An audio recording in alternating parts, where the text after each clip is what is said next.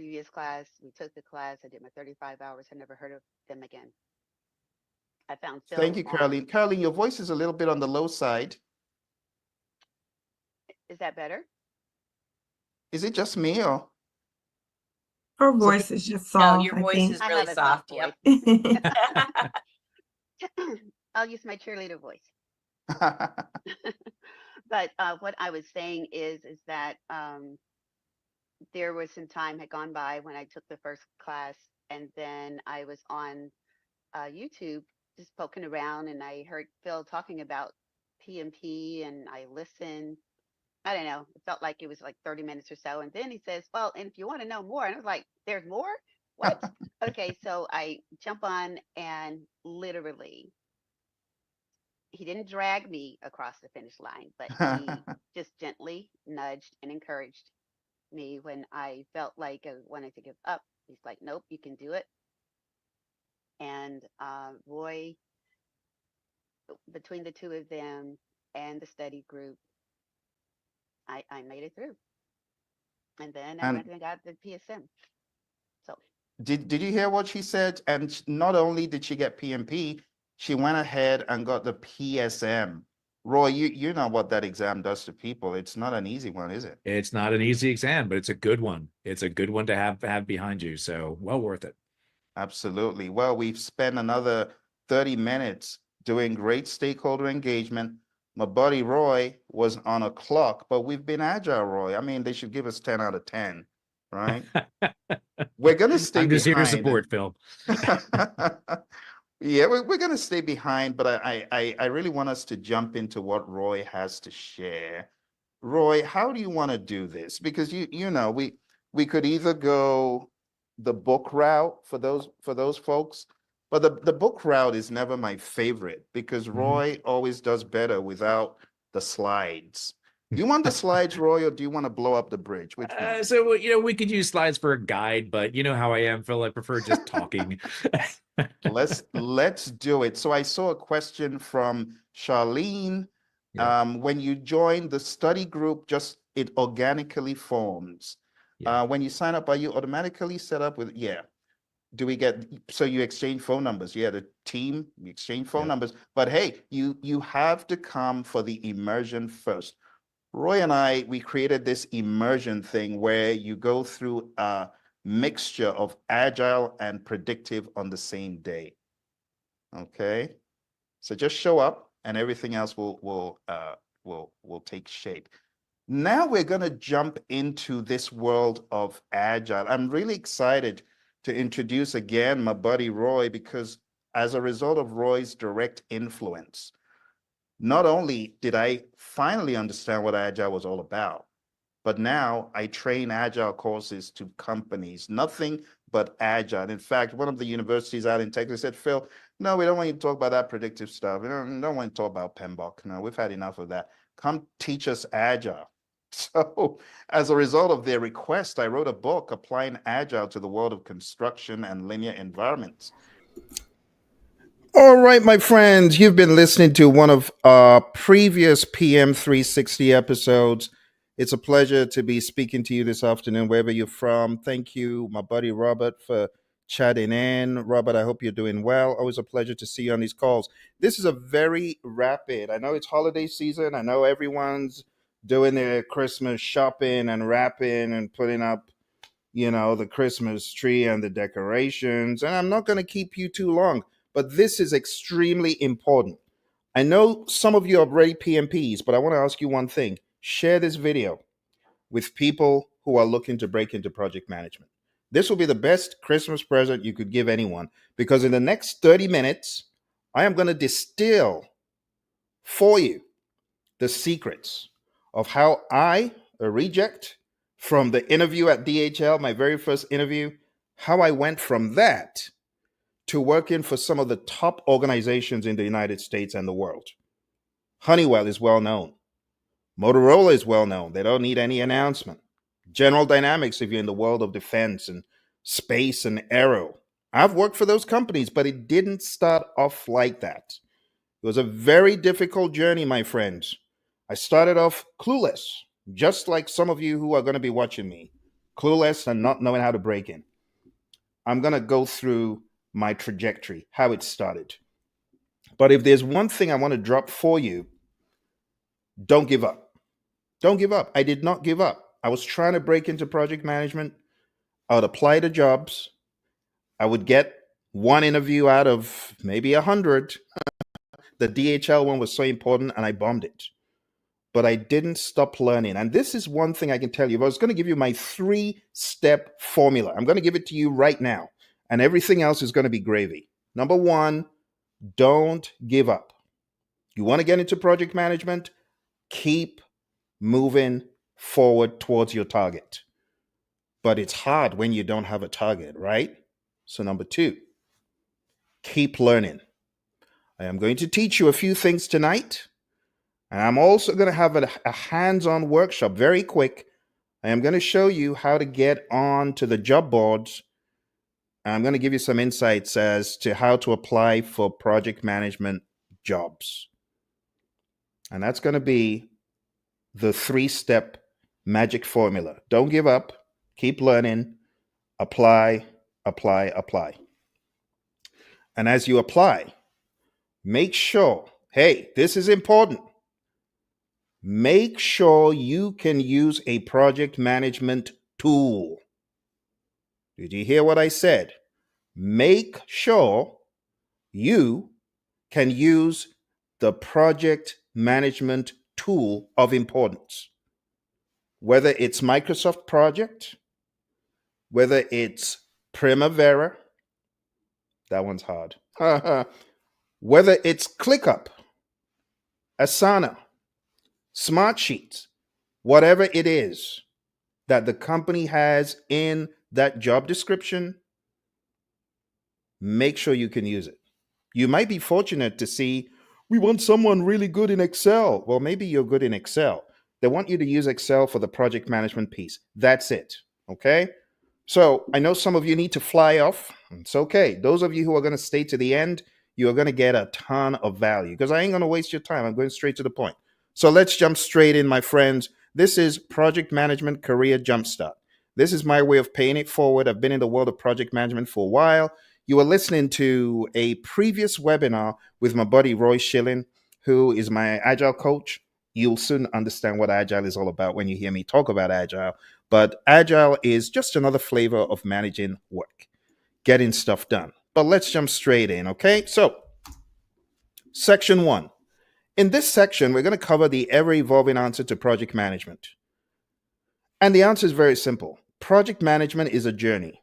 It's not a destination. You're never going to get to the other end of the rainbow and say, this is the end, pot of gold. I never need to learn again. No, you're never going to get to the end of the rainbow. It is going to keep moving because project management is a journey. It's not a destination. You have to keep growing. You have to keep evolving, okay? So what is project management? If I was going to give you the high-level breakdown, I'll just say it's leadership. For the longest time, I thought project management was about tools and about techniques, and all that stuff is good. There's a part that is that, but the bare bones project management is leadership. If you have the ability to empower, guide, motivate a team, you're on the right track. And then project management is also the administrative piece. So when we say management, the management piece is the administration. It's all about being able to organize, align, track progress. Those are management kind of things, and you do need to be good at that. You also need to be adaptable. You need to be able to embrace change, evolve with tools, solve problems, and you cannot learn project management in a day. It's ever evolving. Now, let me give you the quick high-level introduction to your buddy Phil, because I'm going to be speaking to you for a while. I might as well introduce myself, right? So my name's Phil. I've been managing projects for over 2 decades. It didn't start out like this. It didn't start out with me succeeding or crushing the game. It started out, you're going to be shocked. I don't think many of you know my full story, but it started off with me working in a warehouse. That's right. Started off working in a warehouse. In fact, I often joke from warehouse to the penthouse. Oh my goodness. Oh dear. From the warehouse in London, North London. I remember that district very well. I mean, you go there today, you'll probably be scared to get out of your car. And the irony is that in this warehouse, we were dealing with designer products. And my job was to pack the boxes, stack the boxes, stock the boxes. That was my job. And one day, I remember I was kind of like just loafing around at my sister's. And she's like, "You need to get off the couch. This is a job that I found in the metro." Like in London, we have the metro rail. And in the metro, you got this newspaper. Someone say, "Thank God for Metro." Thank God for the Metro. Because the Metro newspaper, every evening, you read the Metro. Sometimes it has some good stuff in, sometimes it's like the gossip stuff. And then there's a part of the Metro where you got those 1 inch by 2 inch ads. And in the ad, it's like, "Well, we need an admin person." And she's like, "Get up, you layabout. Go for this job. Instead of just focusing on the warehouse, why don't you try this one? Maybe something good will come out of it." So I remember seeing the opportunity and saying, "Okay, well, I might as well." So I go to a place, it's in Shoreditch in London. I go there, sit down. I'm just being myself. Watch this. Being myself, little did I know that I was communicating an interesting personality. Are you listening to what I'm saying? Some people, they go for interviews and they're so dishwater dull, uninteresting. Ain't nobody gonna hire that. And I didn't really know this. You got to remember, this is early days. This is early 2000s. I had no idea of what was working for me and against me. But one thing that worked for me was I engaged the interviewer in conversation. I allowed my true self. I love fun. I've always loved fun. So I'm just a fun loving kind of a person. And I just get involved in banter. And this interviewer was observing me. I didn't know she was observing me. She said, "You're kind of different. You're not like the others.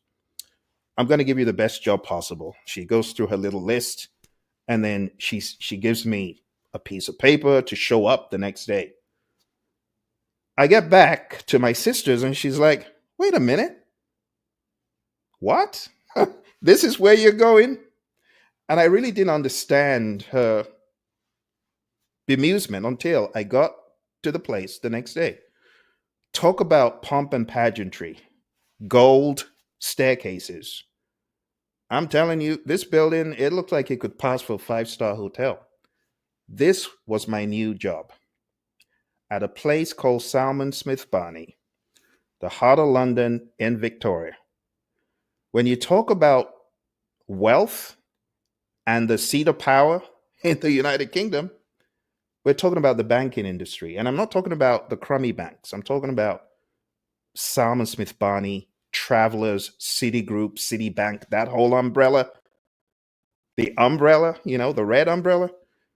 This was my job in the blink of an eye, from a warehouse to a penthouse. Why I'm telling you this story is my going from the warehouse to the penthouse had nothing to do with what I had a certification in. Remember, I hadn't even done PMP at that time, but I went from being in the corner of a warehouse to working in one of the most prestigious banks in the United Kingdom. I went from managing boxes stuffed with designer items to managing boxes stocked with $1 million deals. I'm talking about the world of record management and archiving. I went from zero to hero. I became the archiving manager at Citibank, managing the records, managing the boxes that were stocked with contracts and deals. Now, mind you, I had my master's degree after I had joined Citibank, not before. So all I had was my bachelor's, got into Citibank, and my boss, a huge shout out to Tim Fraser. Tim said, "Phil, I'm not going to stand in your way if you want to do your master's degree." He allowed me get my master's degree. And I was working at Citibank. He said, Phil, just don't let the department sink. That guy's a hero till today. Shout out to you, Tim, if you're watching this. Tim's now retired. But why am I telling you this story, my friends? I'm telling you the story to understand you got to be dogged, rugged, tough, expectant, and hungry. Some of you ain't hungry enough. You apply for one job or two jobs and then you give up. Don't be like that. Keep applying for every job that comes in sight that will take you from where you are to a better position. Okay?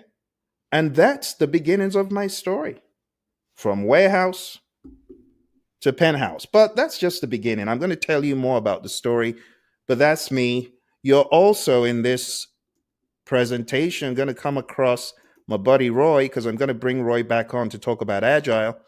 And my buddy Roy, he's got 30 years of IT experience across different industries, travels the globe, Middle East, Europe, here in the United States, training, coaching people. So you're going to come across Roy later on in this presentation. But for those of you that are hungry to get into project management, I just gave you the first slide. You cannot get into the world of project management thinking, okay, in a day, that's going to be it. I'm going to learn everything I need to learn in a day and I'm going to be set. No, that's not how it works. The world of project management is an evolving world, my friends. So you have to have that hunger and resilience to keep going daily. You're not going to get there in a day. You're not going to get there in a day. Oh, I see my sister Deidre. Deidre, how are you doing? Deidre is at our Project Leadership Institute. Always a pleasure to see you, Deidre. Thank you for coming on. We just had, you see, this is part of what I'm saying about being dogged and rugged. Deidre and I, my buddies Ed and Daryl and the Project Leadership Institute team, we met this morning, but again, here she's showing up for success and additional knowledge. Thank you, Deidre, for coming on. So, my friends, what I'm trying to tell you is you got to be ready for the long haul. And I'm going to distill for you project management in a few words. You know, I've already said project management is many things. Whenever I travel the world for Praizion training project management, I see different organizations using project management lingo and approaches very differently. And this is just a cross section of the companies that I've trained worldwide. And I can tell you, project management is looked at in different ways, but there are some things that are common. Let's talk about the things that are common. There are two project management approaches. Number one is the linear predictive approach, where you plan everything out. You plan the beginning, plan the middle, plan the end, plan everything. That's one way, right? We call that predictive project management. This is very helpful for you if you're going for interviews, because if you're going for interviews and the interview is about predictive project management, it is very likely that you will get questions that are around process groups like this: initiating the project, which is authorizing it; planning the project, which is developing a coherent plan for the project; executing, which is carrying out the plan; monitoring and controlling, which is checking the work as it's going along, making sure that what you have created is indeed fit for use and conforms to requirements and satisfies the customer. And then there's closing. Those are the 5 groups of processes. So your job as a project manager is to do these things. Get involved in initiating, planning, executing, monitoring, and controlling, and closing. So if you're a newbie to project management, welcome. This is your baptism by fire. This is the world of project management, dunking you straight in. And in order to initiate, there are certain documents that we use. There's certain things that we use. The document we use to initiate is called a project charter. Now, I hope you're AI savvy, because I'm going to ask you to go to ChatGPT and just type in, create for me a project charter for a software development project, or create for me a project charter for a construction project, right? I want you to do that, because you're going to learn how this stuff is done. You know, I'm very pragmatic about this, because I remember frustration in trying to learn, and you're trying to learn project management and no one is giving you any pragmatism. Everyone's just giving you some nebulous babble. And that's very, very troublesome and very annoying to me. So I don't want to be that trainer that gives you nebulous babble. I want to give you pragmatism, something you can take to the bank and use right now. In fact, why don't we just do that? Okay. So look at the screen carefully. You can see initiating, planning, executing, monitoring, and controlling and closing. Okay. Let me break it down for you. Is it okay if I bring in a little bit of AI to help you? Little bit of AI? Okay. I'm going to bring in a tiny bit of AI to make it more sensible, to make it stick. Because I know some of you got an interview on Monday. Maybe you're like me that got that opportunity. You got an opportunity and someone says, come for an interview. Well, when you're in the interview, they could ask you questions. So let me show you. All right. Come with me to ChatGPT, right? You don't even need a paid version, just the unpaid, right? So to get the most out of your learning experience, right? You can just do something like this. Break down the 5 process groups by teaching me what a project charter looks like. Real simple, please. I'm teaching you how to fish, my friends. If you do this for every aspect of project management you're clueless about, you will learn so much. Watch this. What is the charter? Think of it as the birth certificate. That's a new one, GPT. I like that. Think of it as a birth certificate for your project. Officially starts the project, giving it authorization. I like that. I've never heard of the birth certificate analogy. See, I learned something. Yeah, I learned. So this is what a project charter looks like. See? Project charter components, project name, purpose, scope, blah, blah, blah. And it breaks it down. What is in the project manager and the authority. But I'm going to go a step further. I'm going to say, can you put this in a docx file? Let's see if GPT has become as generous as I'm hoping it is, because way back, you would have had to get the paid version for it to put it in a docx file and for it to pretty it up. But I'm hoping that maybe, just maybe, it's going to allow us to do that. Oh, wow. Look at that. Look at that. Look at that. Docx. Easy. Wow. Isn't that wild? It's actually allowing me to create a project charter, docx, with the free. This is the free. You got to understand, this is not paid. This is free. So if you are learning project management, I've given you a master prompt to say, teach me the 5 process groups in documentation. And number 1 is the project charter. Isn't that cool? So let me take this off and let me show you what ChatGPT has created, because the way we learn these days, it's changed. It's not what it used to be. You got to use the power of artificial intelligence to go faster, quicker, stronger, be ahead of the pack, especially if you have an interview coming up. GPT is your friend, because it can take that job description and tell you what you need to be thinking about. So here's a project charter. What is the project charter? It's a birth certificate, project name, the project purpose, the project scope, key stakeholders, deliverables, milestones, budget and resource. And you could make this as easy or as complex as it needs to be. Okay, so that's number 1. Okay, that's the first document. If you have a project management interview and you want to demonstrate an awareness, I would say, know your 5 process groups that I'm going to teach you tonight, that I'm teaching you right now. Okay, so that's step 1. The step 1 is the project charter. Let's go to step 2. Step 2. So if you're going for a project management interview, project management job, you're trying to break into project management, you should understand that you plan. So you could say, develop a project management plan for this endeavor. Short and sweet, please. And boom, without missing a beat, project management plan for a community park. You have the executive summary, you have the objectives of the project, the key milestones, the dates, So a milestone just shows an event's accomplishment. The accomplishment of an endeavor, an event, has zero duration, but it shows accomplishment. So it's given us some examples of deadlines. It's given us an example of a high level scope. Now, in an actual project management plan, you would go deeper than this. Here's a budget. Those are the team roles. That's a communication plan.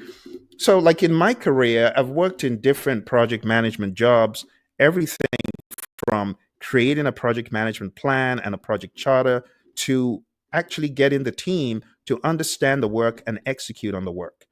As a junior project manager, you may not need to develop the project management plan alone, but you definitely need to know what it is. You see, every organization has its own curveball to their projects. So when you come into a firm, you have to learn their own system and their own approach, but there's a level of intellect that you need to have coming in. And this is the intellect, knowing a project management plan. How do I put it together? What is in the plan, right? So you have scope, budget, schedule, resources, communications. You even have a little plan for risk. Oh, think about weather delays, think about budget, right? These things, we blow them out wildly in the world of project management. So these are some ideas just to get you into the groove, right? The next thing that you do as a project manager coming into this world, you encourage, motivate, inspire the team. So, for example, how can I inspire my team when executing as a junior PM? Remember, I am just a project coordinator, for example. Okay, so as a project coordinator, one of the things that you are going to do is be the Siri for the team. You're going to be the Siri, the Alexa. You're going to help them. You are going to create opportunities, not problems. You're going to help them know when things are going off. You're going to be their reminder. This says lead by example. Do you know that with just a positive mental attitude, in fact, it's not just, I should say, with a PMA, the great Zig Ziglar, he will say it's your attitude that determines your altitude. And I want to put it to you, your attitude determines the altitude of even people around you that you could influence. If you are like a dishwater doll individual that is not ready to inspire, motivate, and encourage, and you say, well, I guess it's the boss's job, I'm just going to be a negative Nancy. Well, good luck. I wish you all the best. You're not going to go very far. But if your attitude is one of positivity and you're just infectious. You see, this is what leadership is. It's having that infectious enthusiasm to affect those around you positively. Whether you are the janitor or whether you are the CEO, makes no difference. That's why leadership is all about influence. It's not about position. So you can lead by having a positive mental attitude. You can be a support system, like I was joking, be the Siri, be the Alexa, communicate the why, right? Just because you are a project coordinator doesn't mean you don't have deeper insights. Don't let the position define you. The position is just a way in. It doesn't have to keep you there. I remember when I got into a firm, my position defined a job spec, but I saw there was more and I saw what I could do. And I said to my boss, I can offer value. And I'm talking about Honeywell. I saw an opportunity to affect people that were way beyond me in the firm. So I told my boss, hey, I think I can coach and help and mentor people who are trying to get this exam done. And he said, okay. And that's how I ended up getting 50 of my colleagues, peers, subordinates, superiors. I got them certified. So your influence has nothing to do with the position alone. Position is the gateway, but you got to build on that, right? So sometimes you have insights, you have value. Don't hold back the value. Do it in a respectful manner. You don't be a know-it-all, right? But don't hold your greatness. Don't hold the value you have, because that value is going to help you climb higher. It's going to help them and it's going to help you. Celebrate wins, big and small. Acknowledge achievements publicly. You don't have to be the big kahuna to say, hey, a shout out to Maria for finalizing the design ahead of schedule.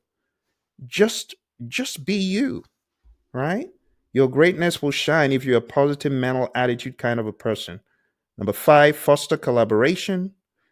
Number 6, seek feedback and show you care and learn with people. Stay positive under pressure. Empower the experts. Respect the experience and skills of your team member.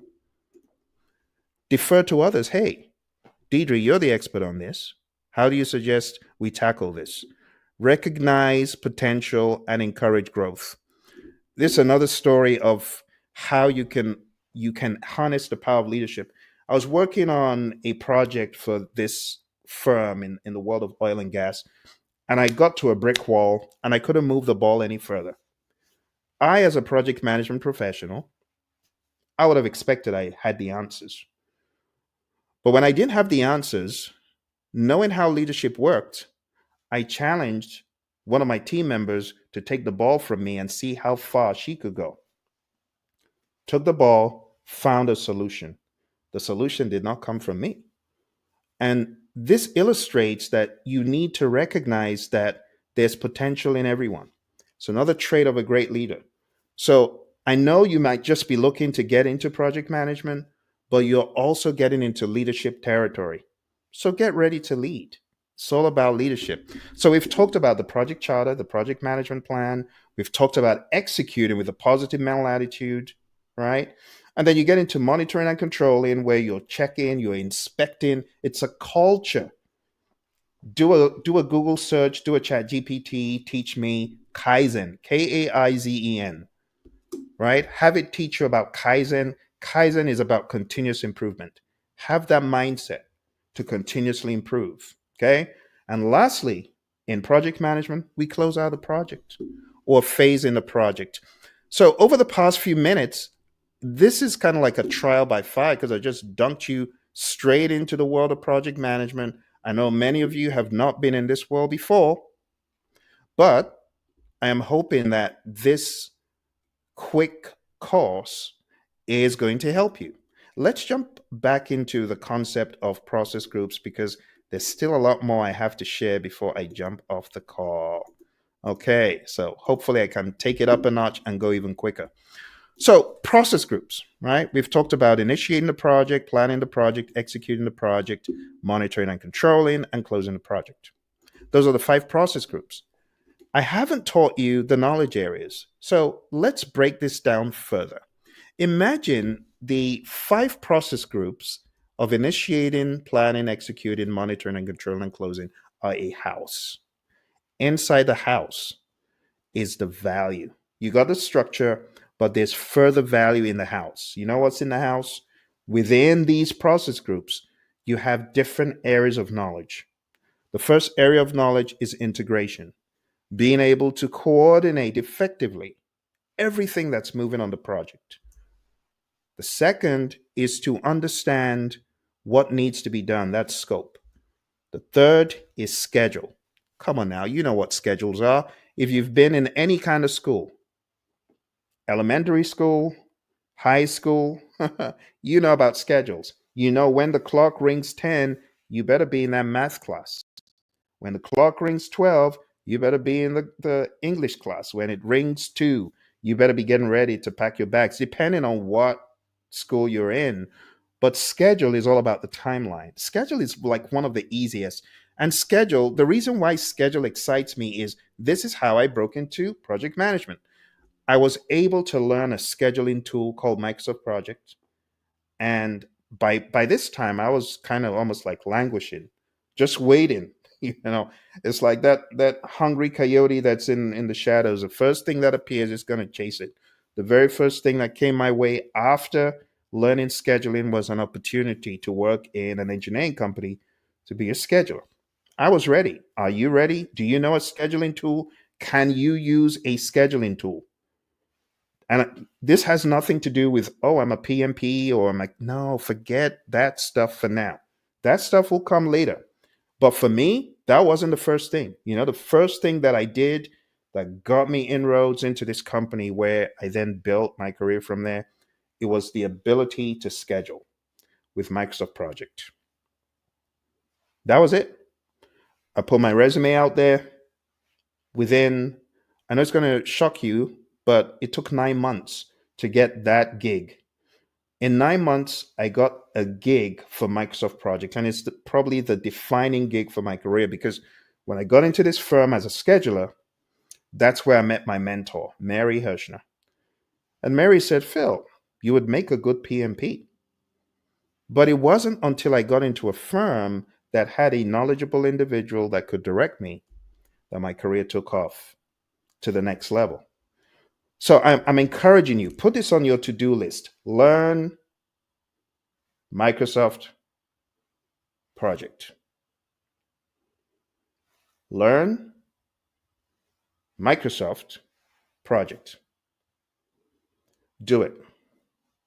When you learn Microsoft Project, you are learning the flagship, the mothership.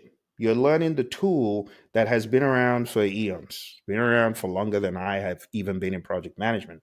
But when I got into the world of project management, early 2000s, I started learning Microsoft Project. And I learned so rapidly and I became so confident in Microsoft Project that I started building my own course material back in 2003, even before I became a PMP. I started teaching, training, coaching people in Microsoft Project. I developed DVDs. That was my thing on eBay. I would sell my Microsoft Project training. Maybe some of my students from way back are even watching now. I remember that guy. And at the time, I would just sell them for $49.99 a piece, and they would fly off the shelves because everyone needed Microsoft Project. This is early 2000s. Not a bad gig for someone without work for 9 months. You see, I was busy getting ready for the big opportunity. And when the opportunity came after botching that DHL interview, I got into this organization, and that's how everything took off. If you do not know how to use a scheduling tool, I don't know whether you're a PMP, you're a PGMP, you're a CAPM. If you don't know Microsoft Project or Primavera, I feel sorry. And I want to advise you to amp up your game. How can you be a PM and you don't have a tool? It's often said only a poor workman blames their tools. But in this case, the workman don't even know the tool. You ain't even got no tools. You still using Excel? Are you kidding? And you a PMP? You cannot use Microsoft Project or Primavera. Don't give me excuses. Don't tell me, oh, I use Asana. Don't tell me, oh, Phil, I use ClickUp. Don't tell me, oh, Phil, I use Smartsheet. Good. But go back to the mothership. I'm challenging you.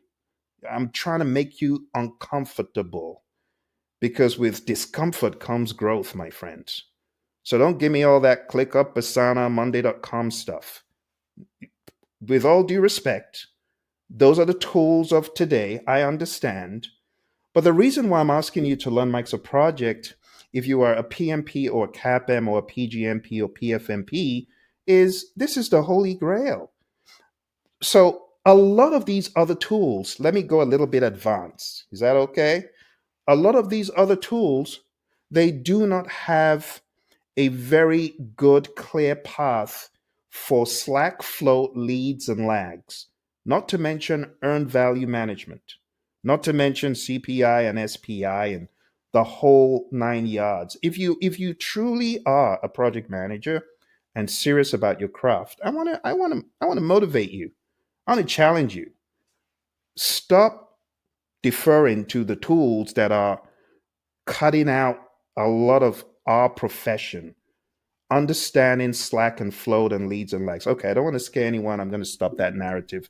But you should learn Microsoft Project. You should learn, if you're in the world of construction, Primavera doesn't hurt.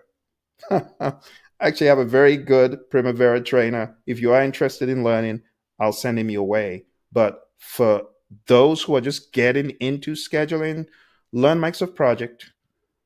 Smartsheet is good. I use Smartsheet. I have videos on Smartsheet. All right. I have videos on ClickUp and Asana and stuff. And, all due respect, I'm happy that they're helping the community. But Microsoft Project is the one. Begin at Microsoft Project, dominate it, conquer it, and then move on. I think if you go to microsoftprojecttraining.com, I think we've got a website, microsoftprojecttraining.com. Then you can sign up and learn through my very rigorous curriculum. But that's a different story. Let's stay focused on this. So my newbies, the reason why I'm big on scheduling is it got me in the door. Can you tell how passionate I am about it? Because it got me in the door. Without Microsoft Project, where would I be? I'm scared to think where I would be without Microsoft Project. I can only tell you what has worked for me. This is my story. This ain't someone else's story. But when you are a proficient scheduler, the next step is to learn the tool that the organization uses. And the reason why I say Microsoft Project, if you can use Microsoft Project, everything else is like tiddlywinks. Oh, some of you don't know what tiddlywinks is. It's a very easy game. It's just fun game. So when you know Microsoft Project, everything else becomes gravy. All right. So scheduling, as you can tell, is big. Put it on your to-do list, learn it. Some of you might want to learn today. Go on YouTube. I think I have a 30-minute Microsoft Project fast track video on YouTube. 30 minutes. It's free. Start from there, okay? So that's scheduling. All right, what else? You need to understand cost. Excel is going to be your friend. Quality management, like I said, Kaizen, resource management. You got to understand human, equipment, material resources. You need to have the business mindedness about you when it comes to resources. And then communications, procurement, stakeholder engagement, and risk. Those are the 10 areas of knowledge. Okay. I know some of you are like, Phil, it's going too fast. Bookmark the video. Come back to the video. Thank you, Deidre. I see your message. Deidre, thank you. Thank you very much. Like I said, Deidre is one of our PLI fellows, Project Leadership Institute, and she's here still learning, which is truly awesome. But for those of you who are like, well, this is a lot. Yeah. The biggest journey begins with a step. And here you are taking a step. So I applaud you. Don't get scared. Get decisive.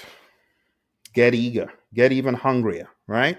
So this little model here, if you want to take a screenshot of it, I encourage you to take a screenshot and keep learning. I actually have a lot of videos on YouTube. If you haven't watched my YouTube videos on all of these topics, that just do a search. Praizion, that's the name of the company. Praizion Integration, Praizion Scope, Praizion. There's thousands of hours of video. No exaggeration. Thousands. I have so many videos that I actually have to Google my videos to find them. Isn't that crazy?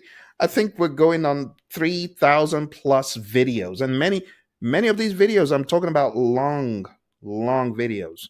So if you haven't watched them, go on the Praizion channel and watch them, okay?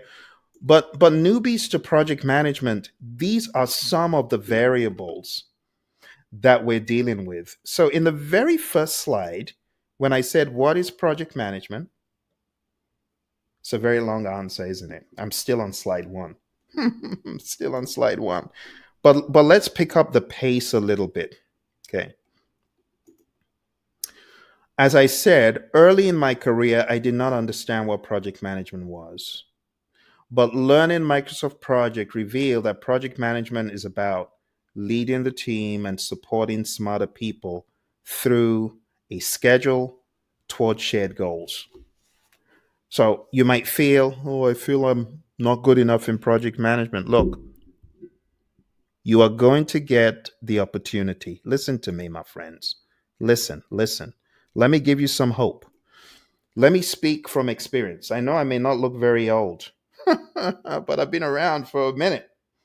You are going to get an opportunity. Look into my eyes. You know, these are just to help the lights. But I want to tell you, you are going to get an opportunity. When you get the opportunity, are you going to be ready like your buddy Phil was?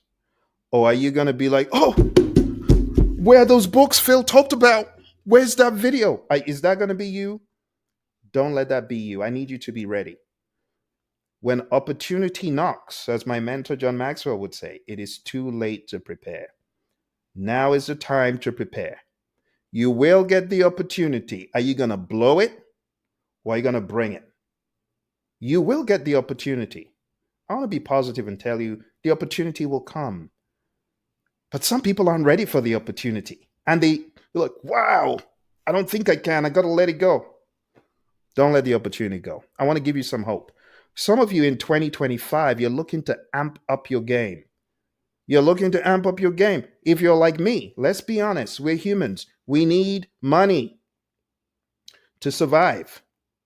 Some of you are in a dire situation where you got family and you need money to support your family. Hello, you're a human and you want to take it to the next level. You are not going to get to the next level. Due respect to the Walmarts of this world, but you need to look beyond just being behind a tail. Look, I'm speaking from experience. I needed to look beyond being in the warehouse. I could have stayed at the warehouse. Ain't nothing wrong. Someone's got to work the warehouse. But is that where you want to be for the rest of your life? Is that some people have resigned to be at the warehouse. Some people have resigned to be at the till. And there's nothing wrong with being in the warehouse or at the till for a period. And get your act together and move on and let someone else replace you. Except you really want to be in the warehouse or at the till. Someone will say, Phil, you're being unkind. I'm not being unkind. Some people want to be at the till. Is that you? Okay. There's nothing I can do to help you. But if you want to get from beyond the warehouse like I did, you got to be savage. You got to be aggressive. You got to be an assassin of doubt. Some of you have doubt and you ain't killing the doubt. Well, I guess I've said what I needed to say. You're either going to be ready for the opportunity or not. So I need you, my friends, to learn, to be ready. When the opportunity comes, I need you to understand that it's not about being smart. It's about people needing someone. Oh, if we can just get someone into this position. Oh, they're just not good enough. And then you walk in the door and you're in the right place at the right time and they give you the gig. That's what happened to me. They needed someone to man Microsoft Project. And I was the only person available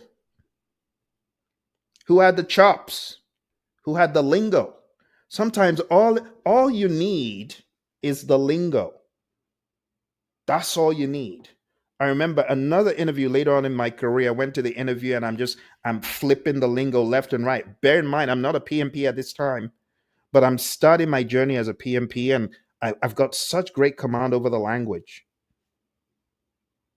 Salary level goes up 100%. 120, 130, 150, 180, 200. By the time I was done after my PMP, my salary level had gone up 300%. Why? You got to understand the language. You got to speak the language. You got to speak the lingo. You got to have the positive mental attitude. When you go into the interview, you got to have the right body language. You got to show that you can do it. You know, I've been to a few poor interviews in my lifetime. Another poor interview I went for was when the interviewer said, "You don't look like you can handle a customer." They'll spit you out of their mouth quicker than you could even believe it. I don't think you can do this job. This job was at the Princess, the resort in Arizona. You got to understand, I was looking for a way out. What did I say? You got a family to feed. You're looking for a way out. And I said, you know what? DHL didn't work out. Let me try my hand as a sound engineer because, you know, I've been in the world of music as a producer. I tried that. And the interviewer said, "You don't strike me as someone who is convincing enough."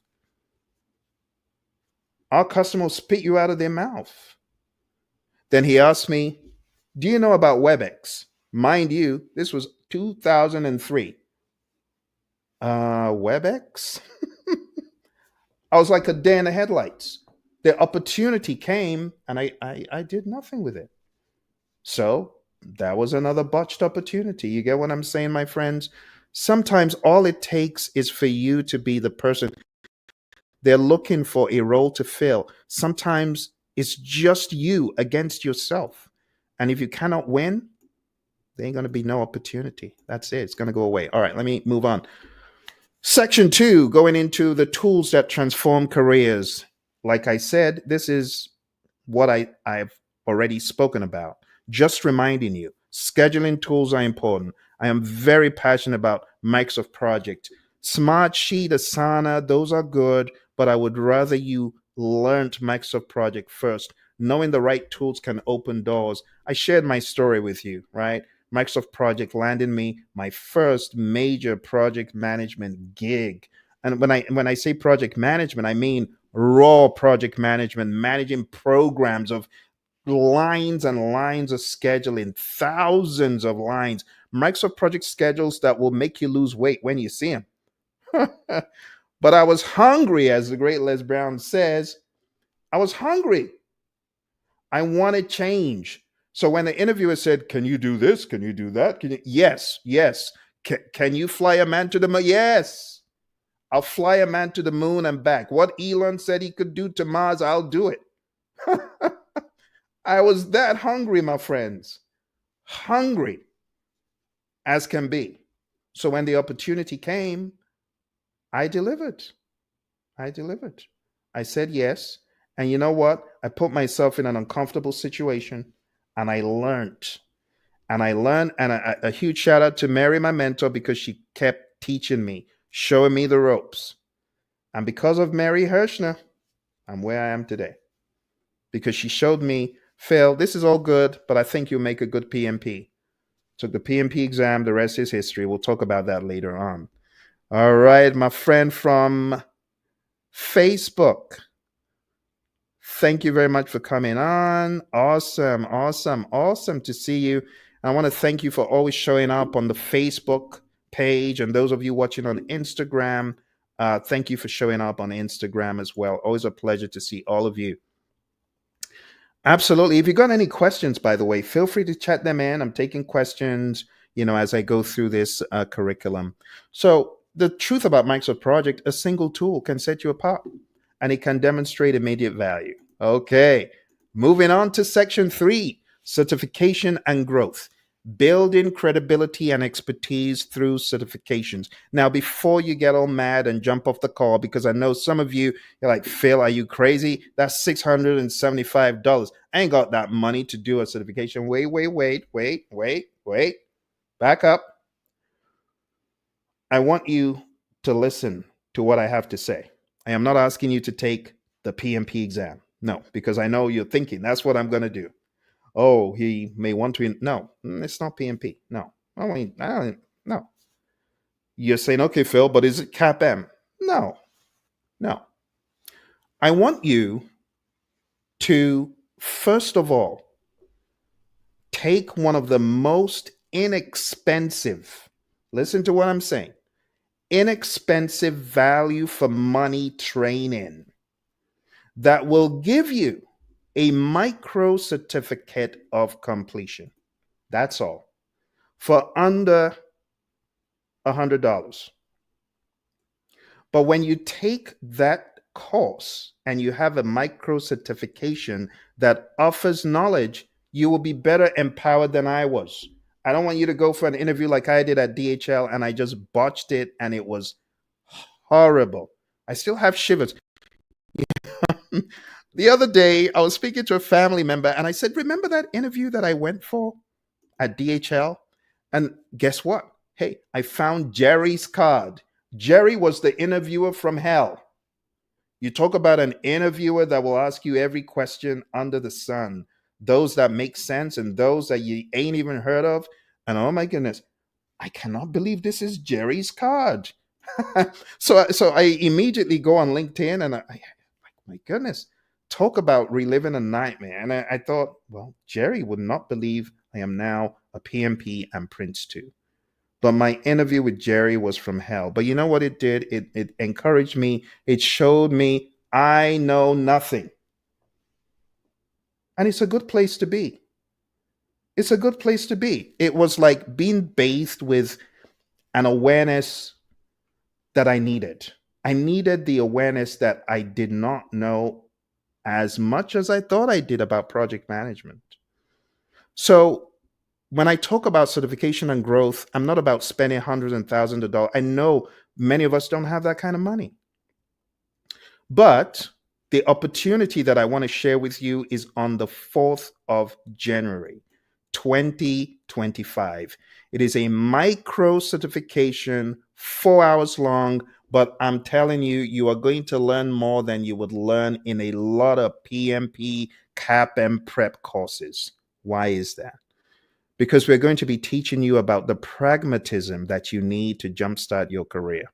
Leadership, project management, agile, AI. We are going to equip you so that you can bring home the bacon. In fact, you see the ticker tape below? That is a reminder that you need to, especially those of you who are looking to break in, because I've been there just like you, and it's a very lonely place to be, not knowing how to break in. But we've got you covered, okay? When you do this part, you then have the leverage to go to interviews and speak sensibly. Okay? So I want you to begin your journey. If you're new to project management, you've never been for training, or you've been for training, you don't have the confidence, and you're like, I can't even go for an interview. Hey, 360.pmradio.org is your ticket to going from the warehouse, like I did, to the penthouse. Why? Because you're going to learn. You are also going to get a certificate that says you've been through this training. And then on top of that, you are going to get lifetime access to my Art of Project Management course, which is a 6-hour program. All of that under $100. But you need to strike now while the iron is hot. Go to 360.pmradio.org and let's begin the journey of certification and growth. All right, next, building the right mindset. The foundation of success in project management begins with the right mindset. Core ingredient for your success, my friends, is determination. Success starts with a mental shift. Stay determined and adaptable. Say yes to opportunities. Just say yes quicker than a traffic light could change from yellow to green. Yes, yes, yes, yes, yes. Your answer always needs to be, can you do it? Yes. I'll go figure it out. One of my mentors in the world of leadership at the John Maxwell team at the time, Paul Manelli, I love what he would say. He'll say, jump from the ledge and grow your wings on the way down. And Paul was a poster child for that. Jump from the ledge, grow your wings, figure it out after. Your immediate answer needs to be yes. Stop doubting yourself. A lot of you you can't even trust yourself. See, don't be like that. Some people are like, oh, I don't know if I can do it. I don't know if I can do it. What's wrong with you? Yes. Have a can-do attitude. The great Zig Ziglar, remember what he said? It's your attitude that determines your altitude, not your aptitude. You can have someone who knows all the books in the world and you ask them, you think you can do that? But because of self-limiting beliefs, oh, I don't know if I can do it. I'm scared. Come on now. You can do it. Where there's life, there's hope. Determine you're going to figure it out. Human beings are resilient. You can do it. If you've been on the call this long and you're listening to everything I've had to say, newsflash, you're resilient. You can do it. If you can go through 30 minutes with me, I know you're resilient. A relentless hunger for growth will set you apart, my friends. So I don't want you to wander around aimlessly. I want you to connect with me at 360.pmradio.org. Okay? I want you to connect with like minds, as you will be able to. Deidre is on the call. She'll likely be there on the 4th. My buddy Ed, my buddy Daryl, they're going to be on the call. And others who I have mentored, trained, and coached. Join a winning team that will give you the support you need. All right? Learn from those who've walked the path before. All right? So I'm inviting you again. You see the ticker tape below? 360.pmradio.org, the 4th of January, 2025, brand new year. Will you show up for your PM success, for your PM career? Maybe you've been hearing about this agile thing. Will you show up to learn from a buddy Roy more about the world of agile and how you can rapidly assimilate the understanding? You see, when I go to colleges and organizations and I train them on the world of agile, they are so hungry and excited and they put it into action. You see, you don't even need to be a newbie to benefit from this conference. Maybe you are a PM who's been in the world of predictive just like I was. And when it came to agile, totally inept, hopeless I was, until my buddy Roy began showing me how to pragmatize the world of agile. You need to be on that call. Maybe you're a PMP, maybe you're CAPM, be in the world of project management, but you don't have the confidence. You need to be there. You need to join us. All right. So the guidance and the mentoring you will get. Number 5, key takeaways and conclusion. I'm going to land this ship very shortly. Mindset is everything. Stay determined and embrace lifelong learning. I don't want to hear, I cannot do it. I don't know how to do it. Do what my buddy Paul said. Jump off the ledge. Grow your wings on the way down. Number 2, tools matter. Don't give me that same old boring narrative. Well, I use ClickUp, I use Asana, I use Smartsheet. I'm challenging you. Especially those of you who are certified. Learn Microsoft Project. Stop giving me excuses. I'm not interested in anything else. MS Project. If you've been following me for a while, I know there are thousands of you. Yeah, I'm telling you, go learn Microsoft Project. Seriously, you're still managing projects with a measly, puny little spreadsheet? I can understand the argument like, well, Phil, it's not about the tools. Now you don't preach to the choir. Come on now. I know that. I just gave you an example of my buddy Paul. Paul, he ran millions of dollars of project without Microsoft Project. But if you are a PMP, a CAPM, PFMP, PGMP, and you cannot use that, I'm sorry. What have you been doing? So you've been certified for 10 years, and you never saw it to use Microsoft Project? Wow. Go learn Microsoft Project. It's all in love, my friends. And there's no hate. It's all out of love. I'm trying to help someone. I got 6 figures. Hey, not 80,000, not 90,000, not 100,000, not 110, 100 in the 120s. That was my first big jump. And then it kept going up and up and up because I was able to solve bigger problems. But I was amazed at how Microsoft Project got me a 6-figure paying job. Actually, it was 150. What am I talking about? 150. Free money because you knew Microsoft Project. And I'm talking about 15 years ago. I'm not talking about today's money. So imagine what you could do if you are a master, world-class scheduler for top corporations. Let's not go there. We're now talking money. Let's move on. Your next steps. Take the first step today. Choose one action to implement from this session. It's either you're going to change your mindset rapidly, or you're going to immediately go on my MicrosoftProjectTraining.com and learn Microsoft Project. Or you're like, Phil, I'm so far behind. I need to come for PM360. Hey, PM360, just go to the link, 360.pmradio.org. In fact, I'm going to put the link in the chat to help someone. See, the honest truth, my friends, the past decade has been very, very, very, very good. It has been so rewarding for me that I want to pay it forward. That's why I'm here today. My 2025 is going to start off with me adding value. And I know some people are like, well, it's just the 4th of January. Surely the festivities haven't ended. Festivities are continuing in this workshop. We're going to celebrate 2025, but we're going to motivate and inspire and encourage each other, whether we're PMPs, whether we're CAPMs, whether we're PFMPs, and we're going to motivate ourselves to kill it.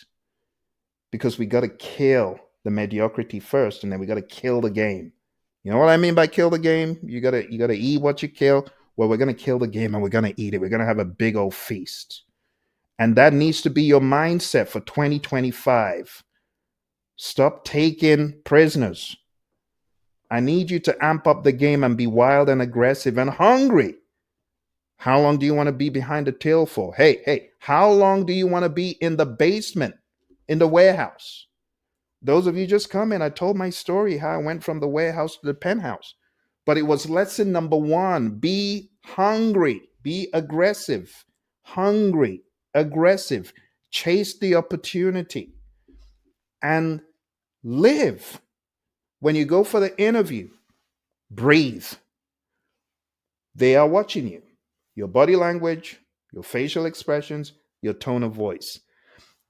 The funny thing, when this lady was interviewing me, she's like, "You're not like the others. Just say my name is and I'm." She said, "You're not like those people. Those are the people I've been interviewing all week. I'm going to give you the best job available."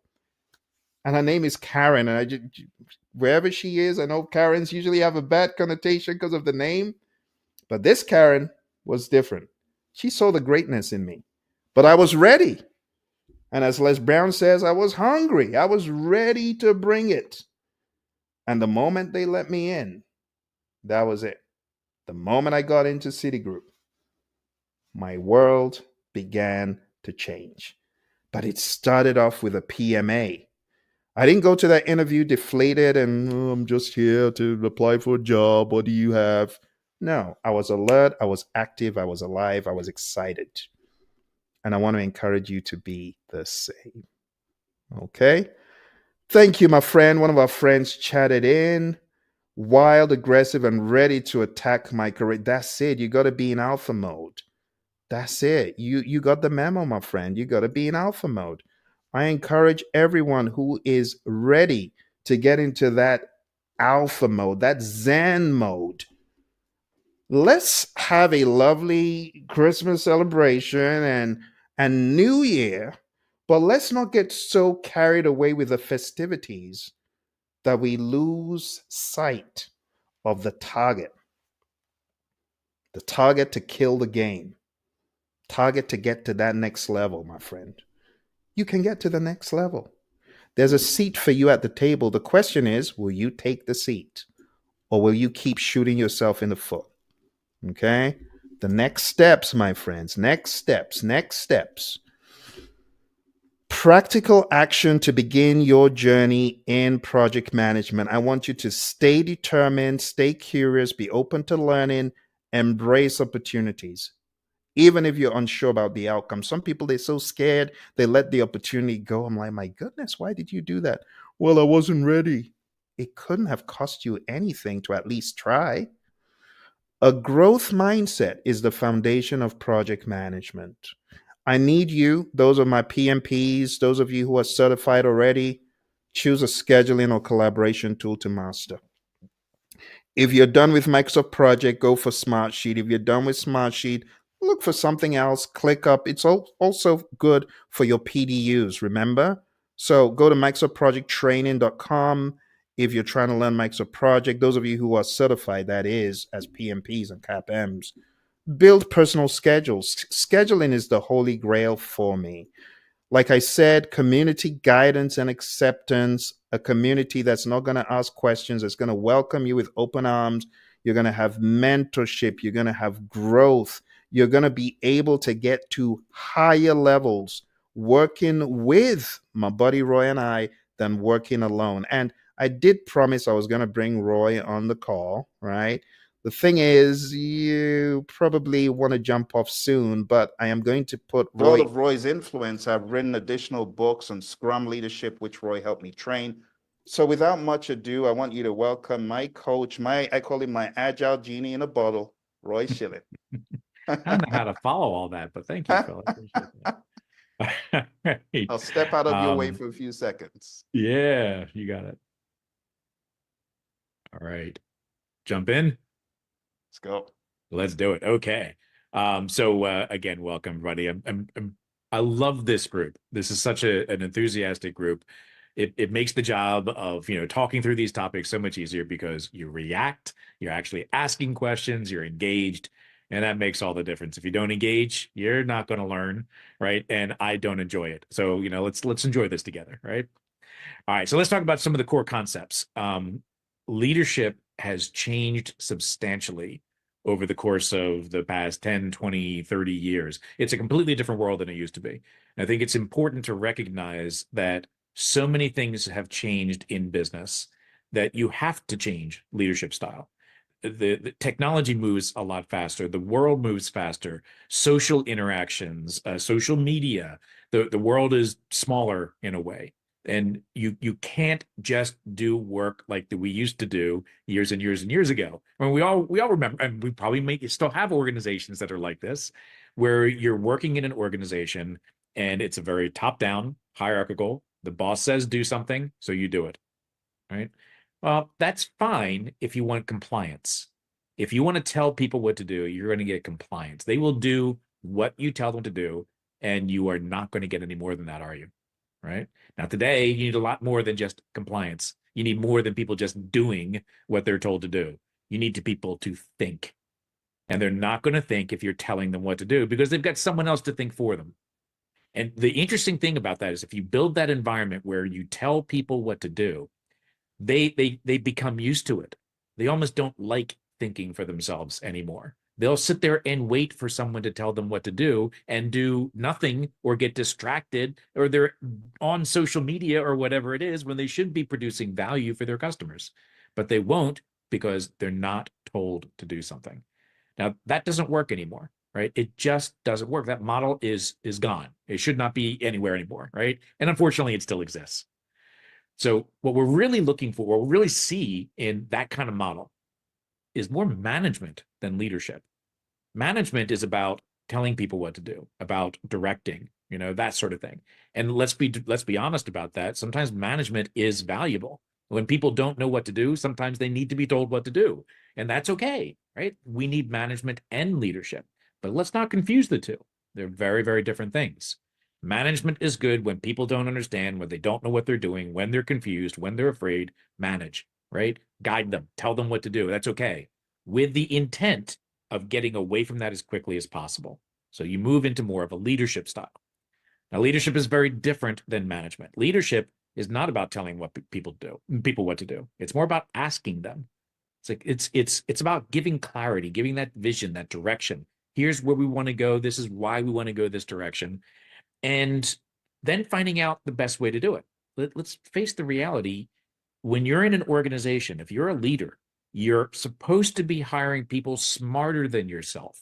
You're supposed to be hiring people with great skill sets that are enthusiastic, that love doing what they do, right? If that's what you're supposed to be hiring. Now, if you hire those kinds of people and then you tell them what to do, what have you just done? You've just destroyed all that enthusiasm. You've destroyed all that creativity. So we need to build that environment where leaders give the space for people to challenge, to ask questions, to come up with their own ideas, make their own decisions. That's what great leaders do. It's not about telling people what to do. It's about asking them the right way to do it, right? And that's huge, right? Now, there's I want to draw attention to something that a model that I've started using, and this is kind of a good theme to think about when we're thinking about leadership in a more modern world, right? And it's actually I teach a class called Modern Leadership, right? And it's more about how to be a leader in more of an agile environment, right? And then again, not agility. That's what we're trying to get to, is that mindset of agility.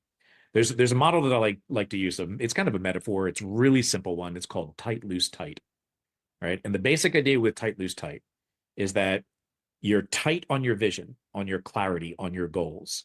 You're loose on execution. And this is where we give people that psychological safety to make their own decisions, to figure out the best way to do it.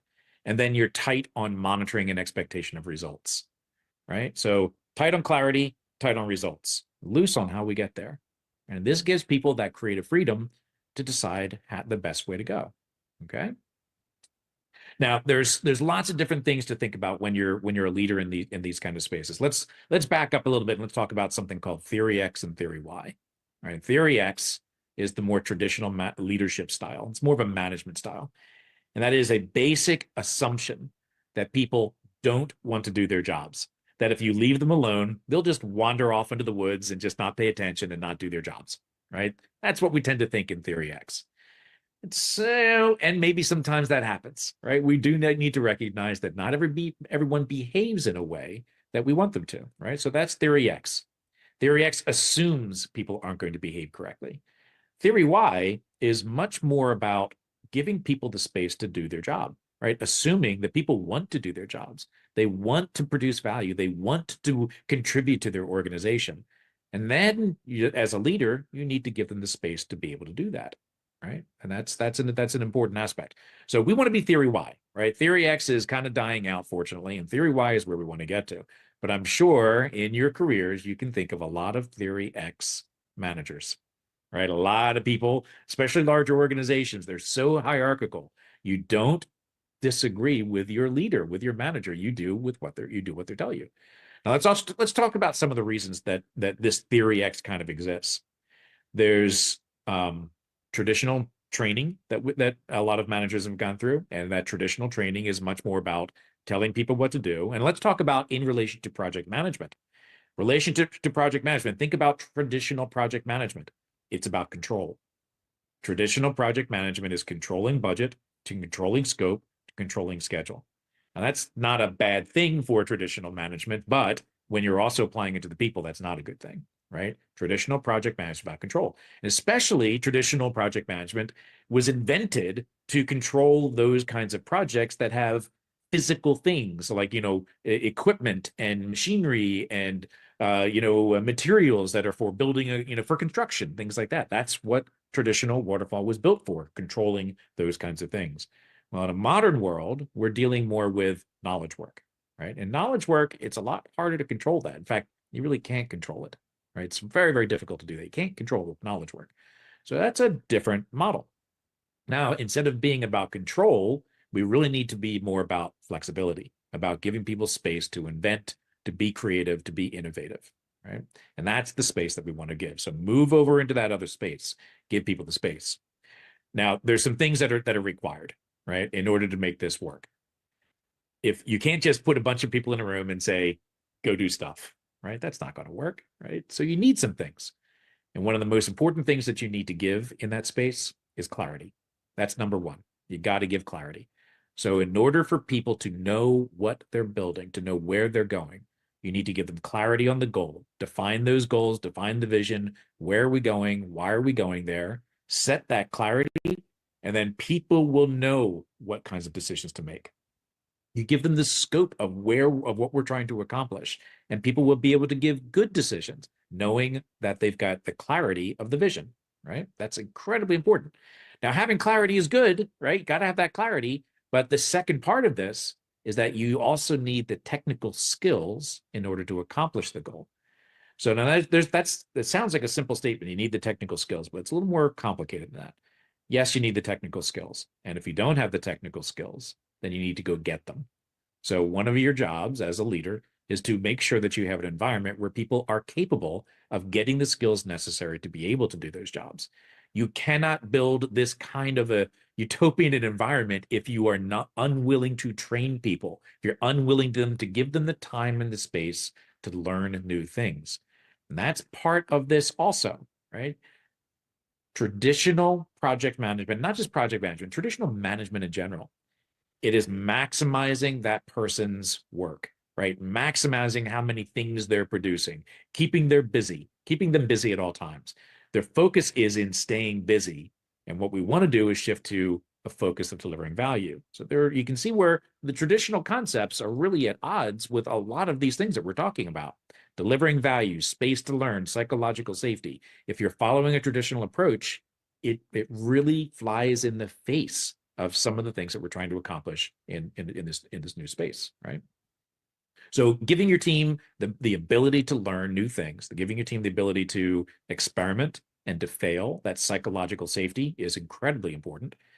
Your team needs to learn, and they learn by failing, right? And that's an important thing to think about, right? We don't like that word failing, right? No one likes to fail. But guess what? You're going to fail. You're going to make mistakes. everything that we're doing, you have a hypothesis. It's an experiment. You're going to try something and you may be wrong. Well, that's okay, right? Now, I want you to think back in your history and your careers. How many times have you seen managers or leaders give you the space to fail? It doesn't happen a lot, unfortunately. Yeah, there you go. Exactly. Failing forward. It's the growth mindset. Exactly. Growth mindset versus fixed mindset. Growth mindset is, I can accomplish anything. Fixed mindset is, that doesn't work here. You know how many? So I just want to tell a quick story here. As an Agile coach, there are certain statements that you hear over and over and over again. One of the statements that I hear all the time is, we're different. That can't work here. It's crazy, right? It's just absolutely crazy. Yes, it can. I've got 22 years of experience. It says, yes, we can do this in any environment, but you got to think differently. You got to think in a different way. You've got to give your team more space. You've got to give people the ability to learn. And if you don't, you're not going to be able to do it there, right? It's not the process, and it's not the mindset or the theory that doesn't work. It's you, right? That's what's not working. Okay. All right, so now we just talked about the technical skills. Now, getting those technical skills, again, requires leadership support to make sure that they have space to learn, to go get the skills, the time to absorb that information, which means not keeping people at full capacity, giving them slack time. You know, in traditional project management, often slack time is not good, right? But we all know the reality. We need slack time. Slack time is a beneficial thing. Give us our little space. So to absorb some of those things that we have to learn, right? And the variability in work. So we need slack time. Now, there's one other aspect that's also important, right? So we talked about the clarity. That's all. Again, remember, that's the tight part, tight on clarity. The technical skills, the ability to be able to learn new things and absorb those things and try new things. That's obviously important. The other one that's critically important, and this is more of a team thing, and that is transparency. So let's face the reality. Leaders have a job to do, right? They need information, they need data, they need lots of good stuff so that they can do their jobs. And part of that job is to protect the team, right? So if they have the information that they need to do those jobs at a moment's notice, then they don't have to bother the team. They can do a better job protecting them. So leaders have something that they need in return for that clarity, in return for that psychological safety. And that's transparency, right? They have to know what's going on.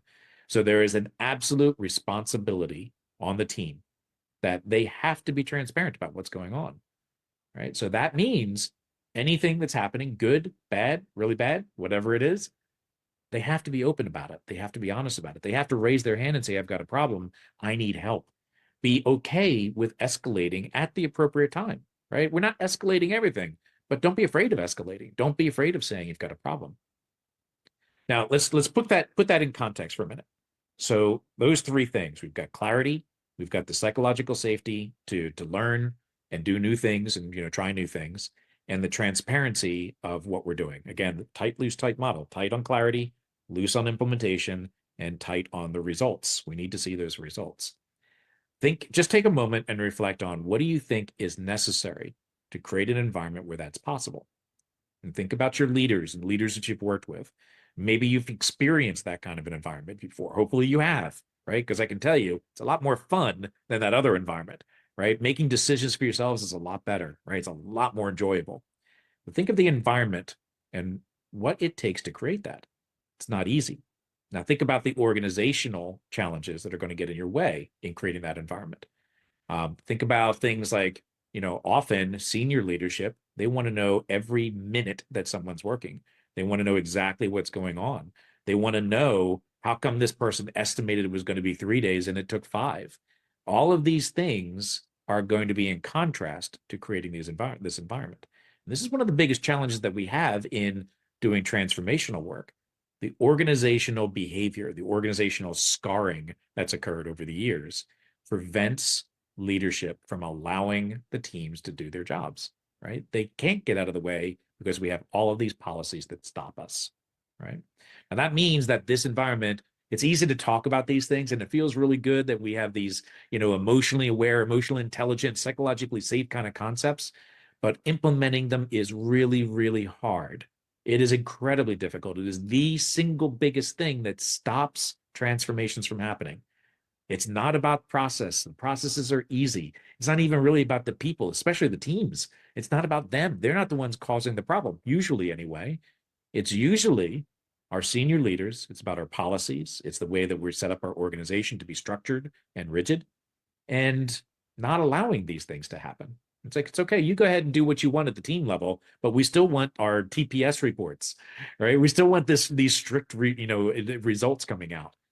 It doesn't work, right? So this is not just a leadership change. It's an organizational change. Now let's bring this back to project managers for a moment. When you are a project manager, traditional view was you are managing projects.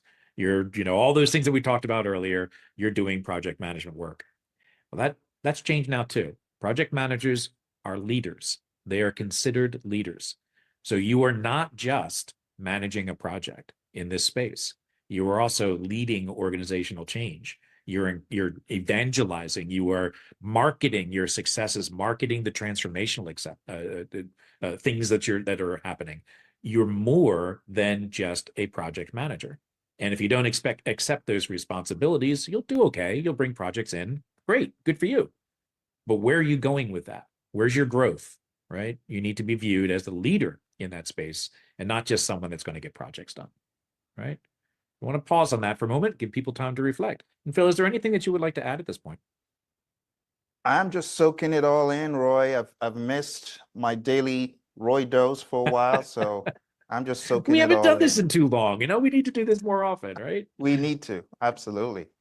Yeah. All right. Let's ask the Awesome. people, the good people, have you got any questions for Roy? Because now would be a brilliant time to ask your agile related questions. I know some of you have done, we got some people here like Emmy, I know Ed, they've done the ICC, that whole The suite. ICF or whatever. Yeah. Yeah. Awesome. So I'm guessing you might have questions. Any questions, my friends? Okay, Roy, let's just keep plowing. Let's continue. Okay, awesome. So now let's think about this holistically for a moment. So we have teams that we want to be transparent. We want to build a psychologically safe space for those teams. We want leaders that enable that, and they can give a clear vision, tell the story of what it is that we're building or what we're trying to accomplish. That's the environment that we want to create. And again, we've got all these challenges that might be getting in our way, right? So we've got to build that space so our leaders can actually do their jobs. And there's lots of things that are preventing them. Let's talk about some simple things. Let's talk about performance management. Now, that's a big one. It might sound strange, right? Performance management is supposed to be encouraging people to do their jobs, right? Encouraging people to do things the right way.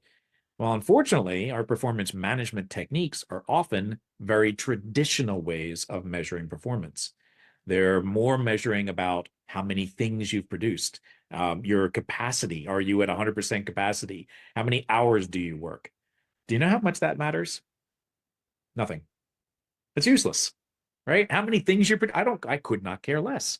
I could produce 100 things that don't do anything for my customers. So what have I actually done? What value am I as an individual contributor actually contributing? If I'm not producing value, I don't care how many hours you're working, it doesn't matter, right? This goes back to that conversation we had earlier about output versus outcome, right? It's the outcomes that we're trying to achieve. And every individual should be responsible for outcomes that they can control, right? We don't want to make, someone responsible for increasing revenue when they have no control over it. That's not the kind of outcome I'm looking for. They should have control over the outcomes that they can actually do something about, right? They can contribute.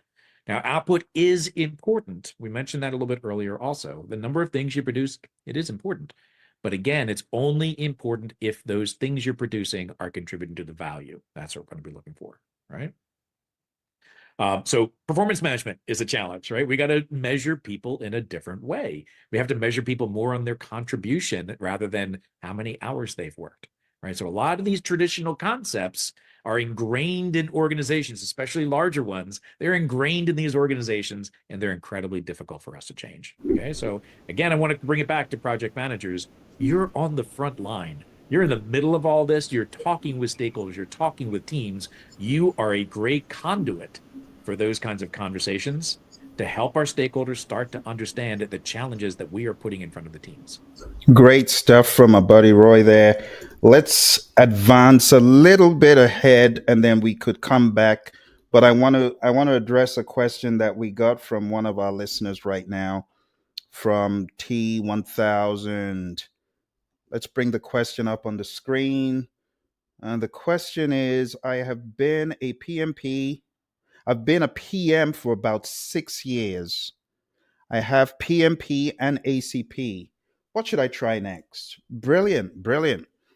So, my mentor, John Maxwell, we call him America's leadership guru. I've learned a lot from him, T1000. I've learned a lot. One of the things I've learned from John is people don't care how much you know, except they know how much you care. What does that mean? The certifications are great, but they don't count. You know what counts? Adding value to people. How do you add value? You go into an organization, you go in there with an intent to be the best version of yourself, and you are killing the game, not in PMP, not in ACP, but in value adding.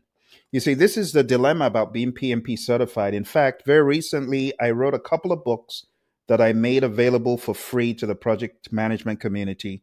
And one of the books I wrote is called The PMP Trap. I want to encourage you to listen to it. The PMP Trap is all about being trapped in the closet of PMP and not being able to come out. In order to come out of that PMP, ACP closet, and I've got both certifications and they're great. And, I don't begrudge the syllabus or anything, but being certified is the beginning. It is in no way the end, which you've obviously realized. So the answer would not be to pursue additional certifications. The answer would be for you to show insane amounts of value, massive value, tangible and intangible, to the organizations you're in. And this is a very good one for you to mull over because everyone's organization and everyone's situation is different. Let me give you an example.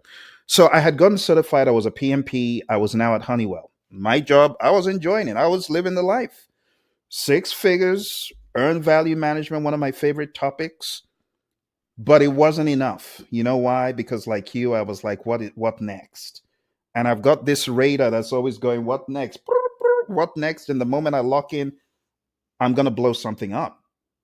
And what I locked into was my colleagues spending thousands and thousands of dollars of Honeywell's money trying to get certified. And, this was very big in the early 2000s, 2006.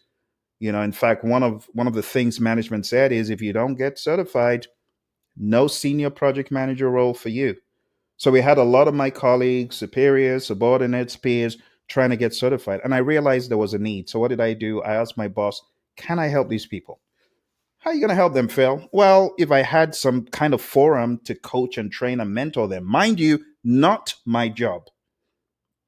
It wasn't my job, but I wanted to add value. See, John Maxwell, he taught us, he came to speak to us at the Project Leadership Institute some years ago when we first started. And what we learned from John is in order to be a success in life, there are 3 things you need to do, 3 things you need to be aware of. Number 1, know your purpose in life. What is your purpose in life? What are you about? What is your definite chief aim at a life level? In other words, why are you here on this planet? You got to define that for yourself. That's number 1. Number 2, you got to grow to your maximum potential. And believe me, growing to your maximum potential is not about acquiring more certifications. How do I know this? Because I have OPM3, PMP, RMP, CAPM, SP, PSM, PSPO, CSM, ACP. I could go on ITIL. I could keep alphabets. It ain't about that. It's about knowing your purpose in life, growing to your maximum potential. How do you grow? Be a river, not a reservoir. Give. That's number 3. Growing, right, has to do with sowing. If you are not sowing, you ain't growing. And if you ain't growing, you ain't knowing. So I distill this down into a very simple formula. I call it the success formula. And this is from John Maxwell, and I rebuttal it as the success formula. It's KGS, knowing your purpose in life. Knowing your purpose as a PMP, as an ACP. It's not about the certification. That is a vehicle, right, to wherever you need to go. But you got to know your purpose. What is your definite chief aim, project manager? What do you want to see happen as a result of your PMP or ACP or PGMP or PFMP? Because all those certifications, they don't mean diddly squat in the real world if you can't make stuff happen. So you got to be able to make stuff happen. So you got to know why you're there. You got to grow. And part of growth is the pragmatism. It's not enough to say, well, I guess I'm a PMP. There's my badge. Yes, I have the badge too. But it ain't about the badge. It's about the pragmatism. So you got to know, grow, sow. So if I were you, any PMP listening to the sound of my voice, what have you done for others with your PMP lately? Well, let's start off by sharing this video, PMPs. But I want to challenge you further. Watch this. Watch this. Are you a river? How can you be a river? Who are you mentoring? Let me look eyeball to eyeball. Who are you mentoring? Who are you coaching? Who are you adding value to? And if the answer is crickets, I ain't hear nothing. That's what we need to do next. I want to challenge you. Find a mentee, one mentee. Stick with the mentee and add value to them 1 hour every month. And do that for a year and come back and tell me if you don't see an insane amount of value, not to them, that's a given to them, but to you. Come back and tell me if you don't see a change. So I encourage you, if you are a PMP, an ACP, whatever certification you have, be a river. Know your purpose in life, grow to your maximum potential, and sow seeds. Part of growth, watch this, certification is the beginning, but it's not the end. Some of you are certified, but you're not pragmatized. You're not practicalizing it. You learned about all this stuff for PMP and you ain't using it. And then you come back to me and say, Phil, I got PMP, but my company, they don't like it. They're not using PMP. I'm like, well, you got to build your own bridge. It's like someone saying, well, you're not allowed to use project management in your own personal projects. What? So I want to challenge you. Everything you've learned, I need you to apply it. Scope management. Have you built a requirements traceability matrix and used it ever? Have you developed a project scope statement and gone through the mental exercises with your team? Have you built a WBS? And I'm not talking about a crummy little one of 2 levels. How about 3 levels? How about 4? How about 5? How about 7 levels for that multi-million-dollar project that you've been using Excel? I'm not talking to my friend T1000 alone. I'm talking to all of you. You got to pragmatize it, my friends. Okay?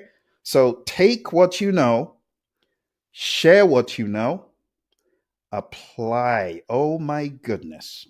When you apply what you know, you go from being at the bachelor's level to the PhD level.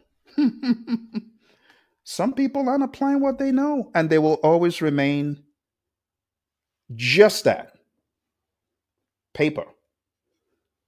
We don't want to be that. So in order to go beyond what my buddy Lee Lambert would say is a paper PMP, we got to pragmatize it. We got to live it. So the summary of all this, I tend to use a lot of illustrations because I really want you to get it. Know, grow, sow. Know your purpose in life. Know your purpose as a PMP. Know your purpose as an ACP. Grow to your maximum potential. Sow seeds that benefit others. Okay. That's the leadership answer. You want me to give you the second layer? Because leadership is first. Under that, you have the project management. The project management answer, I want you to go study my buddy. He's not my personal friend, but we refer to him, my buddy Roy and I call him our buddy. Go to Ken Schwaber's company and get some street cred.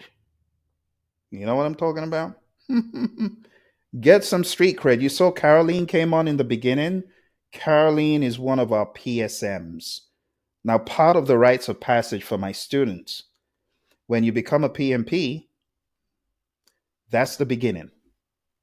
But I also challenge you to become a PSM and then go to the next level and become a PSPO, because there's nothing like learning from the horse's mouth, right? So there's this joke my buddy Roy and I have about the PSM. It's like your street cred. CSM is great. PSM is your street cred. That exam is rough. If you're able to get through the PSM exam, then the PSPO, then the PAL, if you want to go that far, and then SPS. Hey. If you want to know about scaling and the horrors of it, because this is a good forum for me to talk about that, I want you to go to a couple of websites. I want you to go to Ken Schwaber's website and read up about Scaled Professional Scrum with Nexus. It is truly a very humane, scalable, lightweight, and you talk about something that is safe. This one is safe. The other one is not. The other one is not. Oh dear, you have to be on the inside to know the joke. But I want to recommend that you go to Ken Schwaber's company. Let me actually put this out here. Ken didn't pay me for this. You know, I am going to put this out there because I know a lot of companies are doing things they're making me nervous. Some companies that I've been affiliated with, I'm like, are you on drugs? You must be on drugs. You must be. Because if you're not on drugs, you're not telling me that you want to go implement SAFe. What's the matter with you? I taught you better than that. But some people are anxious to see quick results. They want quick results, and they want to punish the people. 2 websites, okay? Number 1, I need you to understand Ken Schwaber's perspective to scaling. Okay? Number 1, Scaled Professional Scrum. Please, all you PMPs, PGMPs, ACPs, you need to educate yourself about scaling. It's going to come to a theater near you. And when it comes to that theater near you, are you just going to say, oh, well, I guess management knows better? No, you need to challenge your management's dumb idea about implementing SAFe. That's what you need to do, because it will hurt you, just like it's hurt other companies. I'm going to send you this link. Let's go to this link, safedelusion.com. There's too much to be said, and I don't want to pretty it. And, you know, I know some people are going to hate what I have to say, and I don't care, because it's the truth. Do you want me to keep painting things with rose-tinted glasses? No, don't do SAFe. Don't be dumb. Don't be... Oh, my goodness. Someone put me on a soapbox this evening. All right, I'm going to share the link with you. The reason why I'm very passionate about this, I've worked very hard with my buddy Roy in organizations to help them in their agile journey. And some of them are not being smart right now. Some of them want to go implement SAFe. Why would you do that? Are you on? What are you on? What are you on? Okay, number 1, go to Ken Schwaber's company and learn the alternative. Please. Number 1. Number 2, learn about the horrors of SAFe. That's all I'm going to say. You either like it or you do. You like it or you do. It's like you ain't got no choice, because it's the TRUTH. Please don't go take any of the certifications. You see, Agile is first and foremost a philosophy and a disposition. It is a mindset that enables you to take action, to pivot to the ever changing world around you. Two things: mindset, action. Agile is lightweight, airy, and breezy, not bumbling and fumbling and lumbering big old frameworks like SAFe, which is why I'm against it. I would rather you look into Ken Schwaber's Scaled Professional Scrum. Ken don't even know me. So don't come say, well, you probably work for Ken. You're one of Ken's spies. Don't be dumb. I'm not a Ken spy. I'm telling the truth. And I'm very passionate about Agile. You want to know why? I got set on this trajectory many, many years ago by an awesome Agile trainer, Tom. Tom Mellor put me on the right trajectory in the world of Scrum. And the more I realized that Scrum is a framework, Agile is a mindset. The Agile mindset is embodied in Scrum because it's lightweight.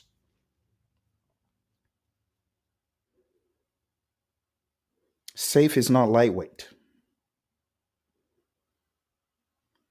We talked about the ACP exam.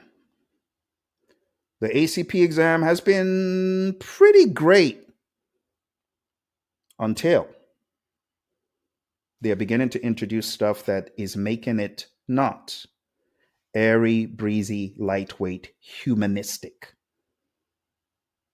So I'm not a fan of the ACP as at today. I'm not happy with it. I've actually stopped training it. I don't do what I do for monetary gain if I do not believe in it. I have to believe in it, and then I might train it. But if I don't believe in it, I just blow up the bridge and forget about it. As I am almost fixing to about ACP. I'm not happy. And the reason why I know about the ACP and how it is morphing and changing is because I'm listening to the job boards. I'm listening to what people are saying on Reddit. I'm listening to what people are saying on the LinkedIns and the social medias. And it's not looking very nice. So one of the things I want to guarantee you, if you are my mentee, if you're on my team, I'll tell you the truth. Right now, I have people on my team crying their eyes out about SAFe and the stupid exams that they have to take. The pressure from management. I hate that. You have to take the exam. You have to pass the SAFe exam. Are you serious at all? You call yourself a project management leader and you can't pass this exam. And it's a lot of stuff. And it's not even good stuff. So that's why I'm so passionate about it. Over the past few years, I cannot tell you how many people have complained at how it sows confusion. So I know it's a long answer to a simple question, but I want to make sure you don't make a mistake, which is why I'm telling you the honest truth. My perspective. Hey, don't begrudge my perspective. Because I know some of you SAFe zealots, you're going to see this video and begin chatting in stuff. You're preaching to the choir. You know the Agile community ain't buying that stuff. The problem is your management has bought into the marketing of those people. Anyway, if I had a way to remove this section, because I don't even want to give them publicity, I would. But since it's down in the recording, reminder, safedelusion.com. That's it, right?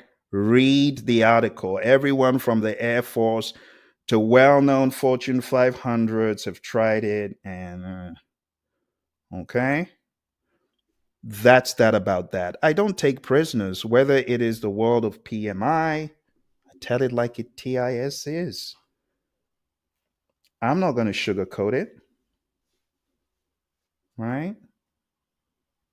You know, the great Jack Welch said before he left us, rest his soul, CEO of GE, you know what he said? He said, what is missing in America, in American business, is candor. Candor is missing. Everyone want to be all cute, no one to tell the truth. So you have management investing millions of dollars in stuff that they shouldn't. Don't do it. Get smart. If you really want to scale, study Nexus, SPS, lightweight. You talk about a carbon copy of the Scrum model that works. I have used this in companies. I've taught it in companies. Nexus, please go read it. And I put a link there as well. As you probably realize, what I believe in, I share. And I truly believe that what Ken has going with the scaled professional Scrum is a good step. It's a step in the right direction, because scaling is not about big old annoying frameworks that don't take you anywhere. It's a bridge to nowhere. Anyway, enough said. Let's get off that soapbox. Let's move on, my friends, to our next step, because we have a workshop coming up. My friend T1000, I hope that gave you some clarity and guidance. Thank you for the question. Thank you for the question. I appreciate it. So community and guidance before we move on. For those of you just coming, we're talking about how you can amp up your project management career. As you can see, there are many moving parts, nooks and crannies. And at first, you don't need to be concerned with any of the things that we talked about towards the midpoint, such as scaling and stuff like that. That is people who are PMPs, ACPs, yes. Worry about that. You who's just coming in, don't worry about that. Don't worry about that. All right. So next, let's talk about something pragmatic. We're going to get pragmatic right about now. We're going to get pragmatic. We're going to get pragmatic. So let me give you some tips. If you have an interview coming up, what I'm about to do is going to help you. But I need you to be a savage, aggressive, relentless. Have you ever seen a lion in pursuit of its prey or tiger in pursuit of its prey? They are relentless. They are bounding towards that prey consistently. You got to do this daily. I don't care whether you've had 100 rejections. The great Thomas Edison said, it's not failure. It's just 10,000 ways how not to build a light bulb. And then he succeeded. 10,000. Imagine that. So you got to be persistent. You got to be aggressive. You got to hunt the opportunity. And it's going to come. The same way I went from the warehouse to the penthouse. Another lesson, I call it foolish truth. Sometimes we are so foolishly and irrelevantly truthful. I went for an interview before my experience getting to the penthouse, and the person interviewing me said, where do you see yourself in the next 10 years? And being clueless, enthusiastic and clueless, and probably a little bit dumb, when asked the question, I wore everything on my sleeve. Oh, in the next 10 years, well, I would love to own a music studio. You got to remember, I had a history of being a music producer. So I'm going for an interview in a corporate environment, and I'm telling my interviewer, I want to own a music studio. I want to produce artists. I want to create. Wrong answer. Go. Just unceremoniously. I remember he kind of looked at me weird. I'm like, what's wrong with him? Is there anything wrong in having a dream? It's not the right place to share that dream. And I call it the foolish truth episode. When you go for an interview, answer questions appropriately. When they ask you, tell me about yourself, You don't have to tell them everything about your hobbies and what you love doing and how you spend 20 hours on the golf course. They don't want to know that. Tell them what is relevant to the job, bit of background, and how you got to where you are today. That's what they're asking for. So I had another interview I bombed like way early. This was 2000. I remember going up to that place in North London and sitting down, and the man just looking at me like, "What planet is this person from? You don't want this job." And yeah, so you got to learn how to interview, my friends. When you're interviewing, look, your resume is gonna get you in the door, but it sure ain't gonna keep you there. You know what's gonna keep you there? Communication. Understanding what to say, when to say it, how to say it, and body language. Some people, they go for interviews and they ask them a question and they're like, and they're looking sheepish. You ain't gonna get that job. Your body language is betraying you. There are three things the great Albert Morabian, Professor Emeritus, he made us understand that when you are speaking, that is just step one. The words are step one. Your tone of voice is another layer, and your body language. And when the three do not add up, you know what people go for? The body language. They are looking at you and your comportment and how your body moves. They are looking at your facial expressions, your non-verbal cues. And that's why it ain't about having the certifications. You could have all the certifications in the world and you go for the interview and the interviewer says, "What is wrong with this guy? Has he ever led a team? His body language, nah, he's not." And that's what happened to me when I went for the job at the Princess in Scottsdale, Arizona. The guy said, "Our customer would spit you out of his mouth." You can't. And our other customer, she's a lady, but you just don't have it. They'll kill you, Phil. I don't think you can do this job. Wow. It wasn't even about my prowess. Everything on paper was good. But an experienced interviewer will look at you and size you up very quickly by your words, your tone of voice, and your body language. And if anything is missing, of course, they defer to the body language. Your resume is great. It gets you in the door, but it ain't going to keep you there. If you have an interview coming up on Monday morning, get your body language right. Get into uber confident. I'm not saying cocky and looking up, giving people side eye. That's not what I'm talking about. I'm talking about confident, friendly, in command. Practice the art of selling yourself. Your resume is just a billboard. But when I get into the store, you got to sell me. Are you selling me? Or are you discouraging me from even spending another second? That interview ended so quick, I couldn't even believe I was back in my car. It was like in the blink of an, what happened? Some of you, that happens to you because you haven't practiced the art of selling yourself. Your resume gets you in the door, but it doesn't keep you there, my friends. So, moving up another level, we're going into the world of the practicals.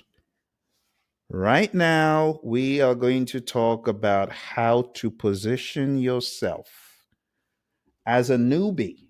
Mind you, I know that you don't have any certifications, but hopefully you're coming for the 360 conference. You will have a micro certification of 4 hours. And then when you finish the online course, The Art of Project Management, you will get a certification of 6 hours. So you have a couple of certifications, micro certs that you can put on your resume. All right. That's the beginning. But tonight, before we get off this call, I am going to show you how to fish, just like I did. I learned how to fish, and I'm excited to show you the tricks because I need someone to blow this up in 2025. I'm not even waiting till the 4th. I'm giving you value tonight. If you're finding value from everything I'm saying, and if what I'm saying is also making you think, I would love for you to smash the like button, because you're going to help my buddy Roy and I to get this session out. I want people to watch it.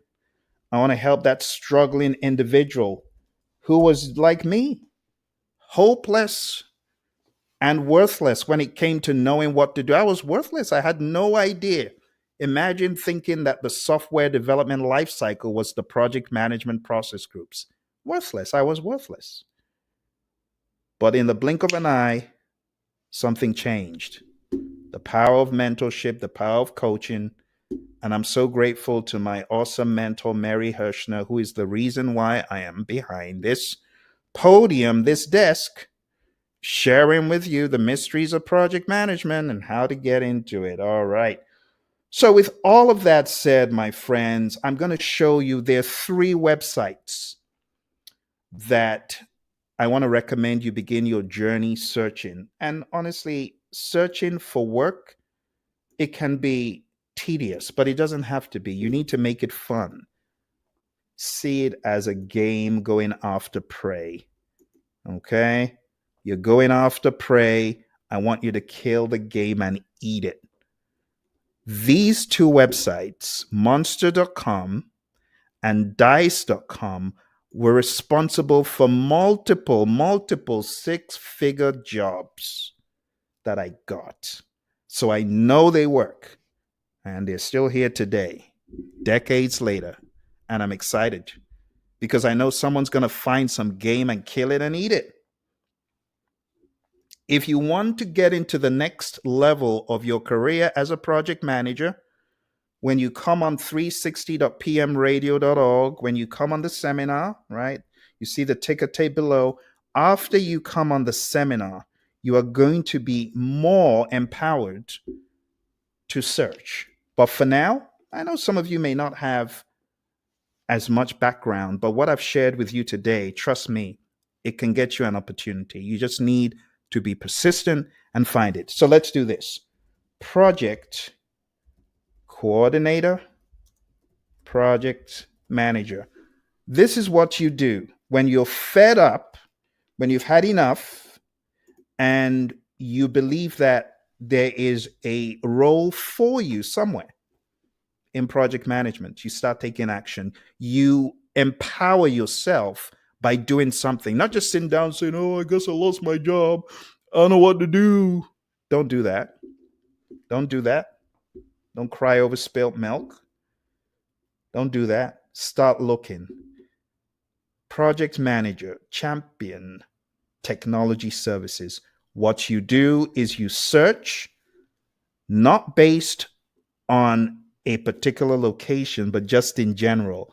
What this does is it psychologically pumps you.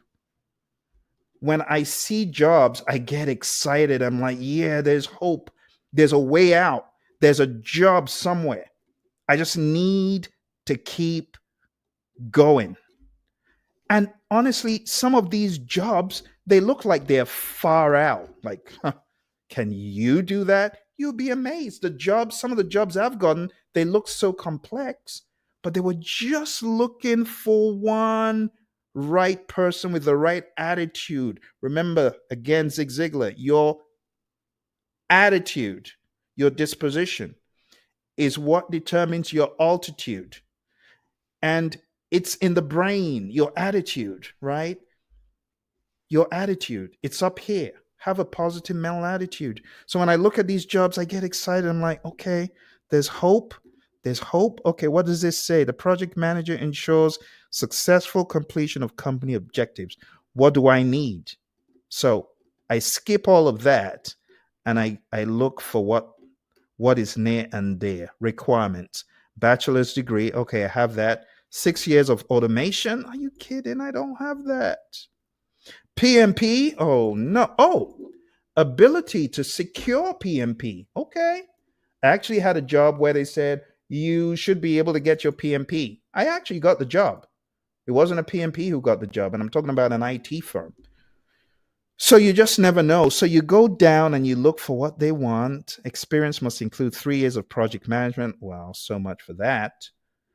But look, project coordinator, University of California. Let's take a look. What does it say? All right. So I'm going to go right down to what they are looking. Okay. What are they looking for? What are the requirements?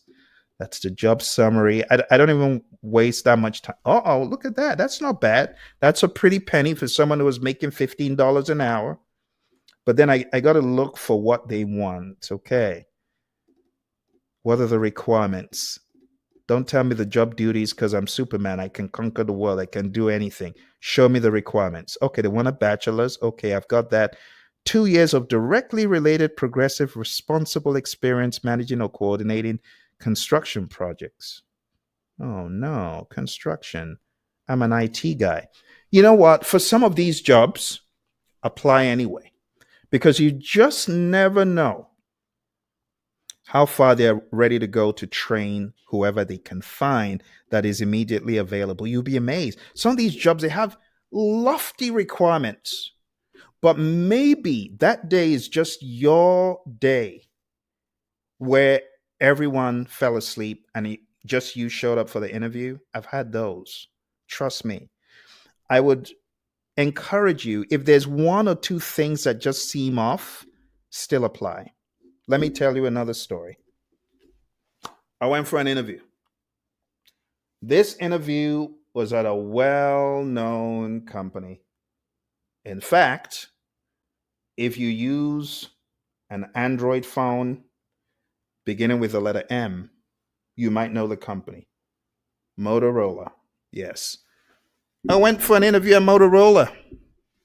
This time I was on my A game. I did not bomb the interview. I did well in the interview, but they were not looking for a software guy. They wanted a hardware guy. So at the end of the interview, the interviewer said, "Oh, this is great. We'll get back to you." And then they did. They got back to me and said, "Oh, well, we really liked your resume. Don't worry. We're going to keep this. And, if we find something else." That propensity to say, "Yeah, right. Give me a break. You ain't calling me back." But I didn't have that disposition. I kind of liked the guy who interviewed me, but I forgot about it. And I went back to the work I was doing in a different company. I think I was at Honeywell at the time. I was just fixing to change because my contract had run out. I was there for 2 years. And at that time, I was looking around quite desperately for the next gig. And out of the blue, I get a phone call.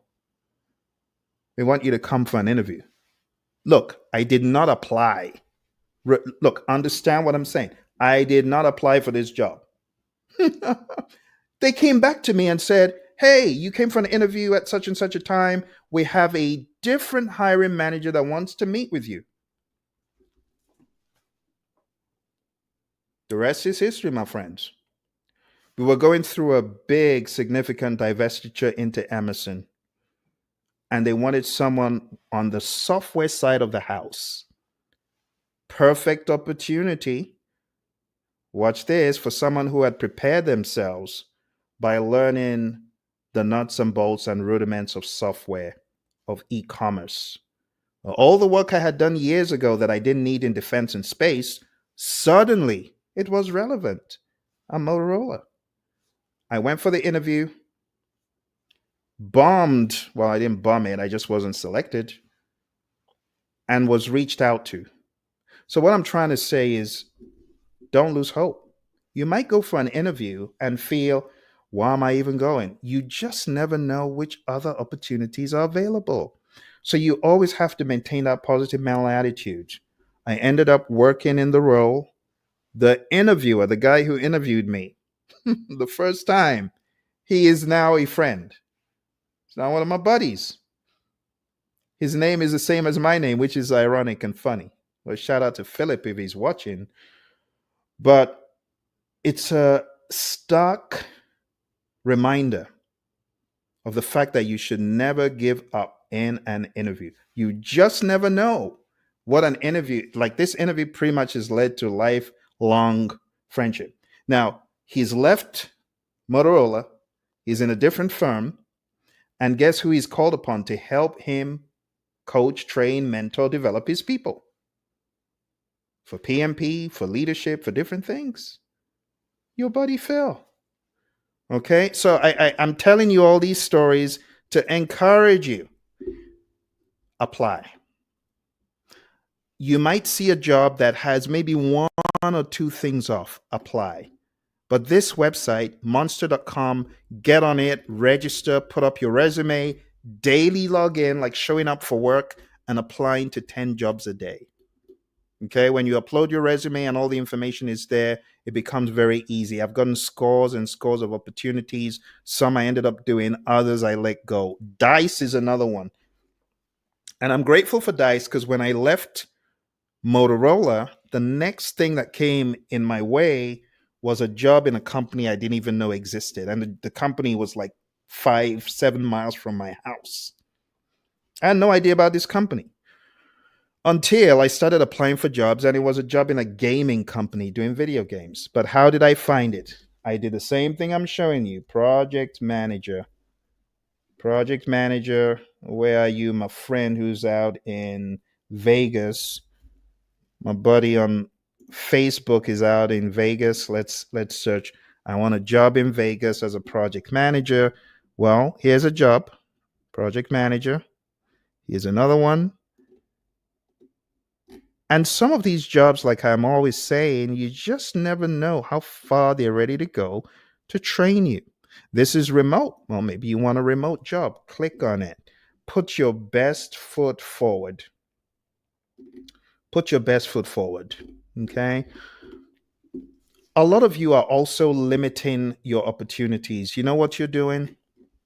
What you're doing is discrediting yourself even before you get in. Some of you are like, well, I guess it's a tech job. I can't do that. Why? Apply yourself. I remember getting an opportunity for a role and they wanted someone who had developed test scripts. I didn't have any experience developing test scripts, but I was ready to learn.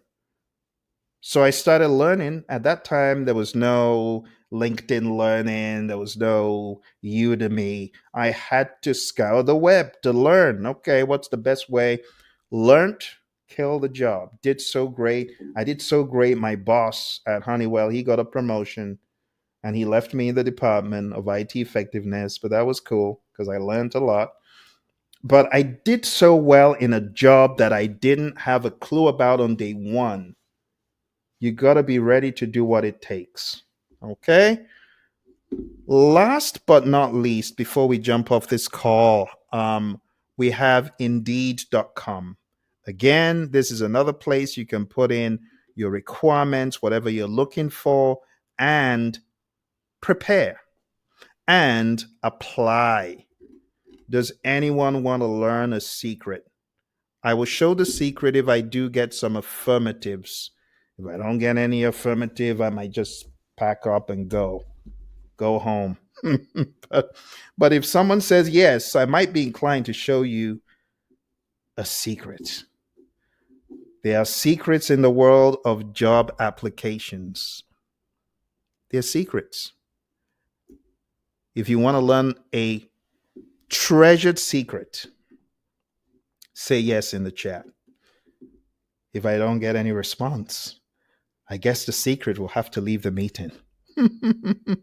Anyone want to know the secret about applying for jobs? This is a secret I taught someone that said, Phil, I'm going for this real high-powered job. And I mentor, train, and coach everyone. By the way, I don't think I've shared with you the link to my one-on-one coaching. Let me share that with you. It's pmanonymous.com. Because I coach, mentor, and train people who are looking to go for jobs and they're like, Phil, I'm going for this opportunity. I need some mentoring. I need some coaching. What do I do? How do I do it? Let me put it in the chat for you right there. And I'll just say one-on-one. All right. So if you're looking for one-on-one coaching, that is a different track that is also available. Okay. One-on-one coaching. But one of the things I realized Oh, I got a yes. Oh, my friend T1000. Oh, Deidre, you're still here, Deidre. I applaud you. My goodness. I thought I kept you this morning and you're still on the call. Thank you, Deidre. Okay, so let me show you the trick. So someone came to me and said, Phil, I'm going for this high-powered position. What should I do? I said, give me the job description. Watch me. I'm going to show you. I'm going to show you. I'm going to show you. I'm going to show you what to do. Okay.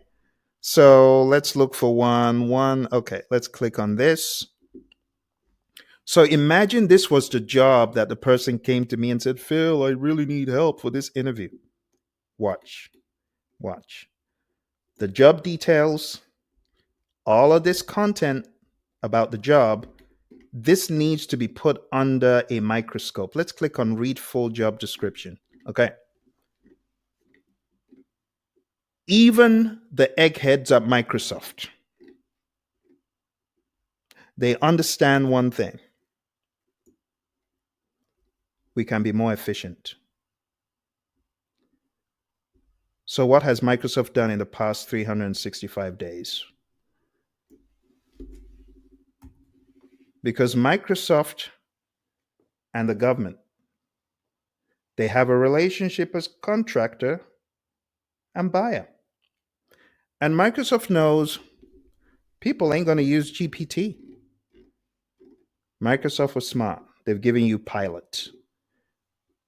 But I know you're not under those governmental restrictions. You can use GPT. So what am I going to ask you to do? I'm going to ask you to copy your job and do a deep analysis. Are you with me? The prompt is where the power lies. Okay? For those of you who've read my book, AI for Project Managers, you already know what I'm fixing to do here. I'm going to create a prompt to show you how to kill an interview positively. And the prompt needs to be this. Analyze this job description from my define, identify, generate, choose, implement, verify, problem solving model. Boom. What is the problem or challenge? You need to understand the challenge. What resources, stakeholders, and key activities are involved? What solutions or approaches can address the challenge?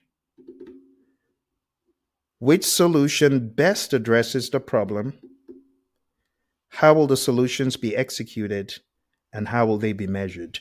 This is how you enter the interview at a higher frequency of awareness than the interviewer. Because I guarantee you the interviewer doesn't even know about my Dixiv book. When you analyze a job from this boss perspective, you become a force to be reckoned with when you are armed with the necessary certification, micro-certification, positive mental attitude. But that's just step one. You know what else you need to do? Watch this. Prepare 20 possible tough interview questions for my practice with prospective answers based on my job background.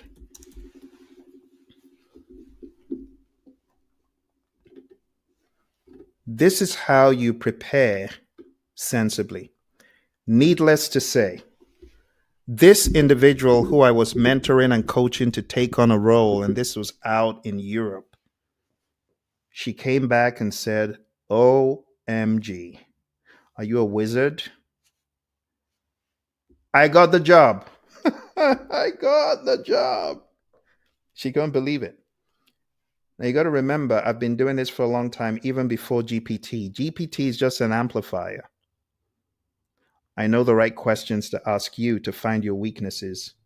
I've helped people get employments in Amazon. I've helped people who are already employments in Disney. I've helped people various job specs to get even better in their game. But now I'm giving you a secret. If you can't get Phil, maybe you can get Bill. Bill is the GPT guy. Maybe the GPT bot can help you. Bill the bot. And here you are. Because it knows the right questions to ask. It's done the Dixiv analysis. So here we go. General project management expertise questions, leadership and team management questions, technical and process questions, problem solving and crisis management questions, interpersonal communication, agile, role specific, behavioral, vision, and strategic. Come on now. You know what you would have had to pay a consultant to walk you through those questions? GPT free. I need you to smash the like button if I just added a ton of value to someone. Help me, help me. Wherever you're watching, Instagram, Facebook, YouTube, LinkedIn, my LinkedIn friends, I'm sorry if I'm not getting all your messages, but this is how you use technology smartly. Like I said, the person who I was helping with the interview, I did this similar. There's one more step. Now, because Deidre and T1000 have already chatted in, yes, I'm going to tell you the final step. You know the final step? The final step. I don't think you're ready for it. The final step is to do a side-by-side resume analysis. The job, your resume. Do a gap analysis and tell me, what am I missing in my resume? And how can I close the gaps to be ready for this job or the interview? You know, a lot of people, they are looking for cookie cutter, same exact questions. No, that's not the way to do it. The way to do it is to get involved in activating those neurons. So when the question comes, you are activated. Your brain is at already a higher level frequency and you are ready to provide the answers. You don't need to ramp up. You've already been ramping up for days looking at questions like this. So your brain is already warm. Your neurons are already heated up. They're already excited. So when the question hits you and you hear it, you're like, I got an answer. But you want to know one more secret to doing great in an interview? This will be the final thing I show you for today. Final thing, I want to show you how to kill the interview. Kill the game and eat it. Kill the game and eat it. The way to kill the game and eat it, my friends, is to develop a catalog of stories. I don't think you understand what I said. Develop a catalog of stories. This is your final boss move for every project management interview. You ready? Okay. When you're going for a project management interview, the questions are going to be revolving around these potential aspects. Now, you may have to write this down, but if you are a PMP, heaven help you if you need to write this down, because this should be hardwired. The three big buckets of questions or stories are, number one, people stories. People who have been a stumbling block, people who have been a hindrance and a challenge. Stakeholders, we call them stakeholders. Get your stakeholder stories in a row for the questions. Tell me a situation when you had a difficult client, a difficult stakeholder? What did you do? That is like the holy grail of PM 101 interviews. Tell me and let me know how you overcame the people question. You better have a catalog of stories. That's number one. Second, process. Have stories that talk about process improvement, upholding the process. Thirdly, business. How you have added value to the business. You need a catalog of stories to support your interview so that you're not scrambling and grasping at straws. When you have these big buckets of people, process, business stories, and the reason why I said if you're PMP, you better know this because this is the holy grail for the domains on your exam, obviously, right? The next level of stories is going into the knowledge area level across integration, scope, schedule, cost, quality, resources, communication, risk, procurement, and stakeholder. If you have a story where you had a challenge in scope, how you overcame it, a challenge in schedule, a challenge in cost, if you have stories that illustrate your proficiency in all these, you are likely to have a hitch-free project management interview. Okay? If you want to expand and grow beyond what I've shown you today, you need to come for the 360.pmradio.org. This happens different points in the year, but as a result of Roy's travel and my travel schedule, we cannot tell you when the next one's going to be. So if you missed this coming out of the gate in January, imagine not having this until like October. The year's already gone, which will be sad. I think the last one we had was in May. Can you imagine May? It's a long time. Jump on this opportunity today. We're giving ridiculous end of the year discounts. This is actually a $799 seminar that you're getting for like 80% off. It's stupid. It's crazy. It's unheard of. Who does that? You get what I'm saying? Even the gold I've dropped for you today, you go for some seminars, they ain't telling you that because they don't even know it. So I want to encourage you, my friends, if you're looking to amp up your project management, take it to the next level, be a beast, be a savage, call in all savages and call in those who are not so we can turn you into one. We got the elixir to turn you into a PM savage. We will. Just show up. By the time my buddy Roy and I are done, you will be looking for raw PM meat. Make you a savage. Take you to that next level so that you can kill the game and watch this. So you can be a river. I need you to help people because that's the way they are going to grow. They're going to evolve. You are going to evolve. Okay? Thank you very much for joining me again. Hey, that is the website, 360.pmradio.org. Any final questions? Oh, thank you, Deidre. Deidre says value added agile mindset. Oh, thank you, Deidre. You're so kind. Deidre is one of our Project Leadership Institute people. And for those of you who have been, certified with me for the past 10 years and so on, I want to challenge you as well. The same way Deidre is on our Leadership Institute, you should have been on my Leadership Institute like yesterday. What are you doing? Send me a message.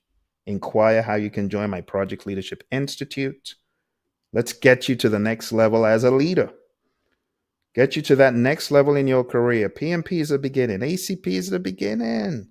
PGMP, PFMP, OPM3, they're beginnings. Okay, let's go to the next level. You owe it to yourself. Don't play small. Certifications are not the answer. They're the beginning. You got to boss up. Okay? For those of you who are new, join the journey. We'll show you how to become a savage and get to the next level. Thank you very much, and bye for now.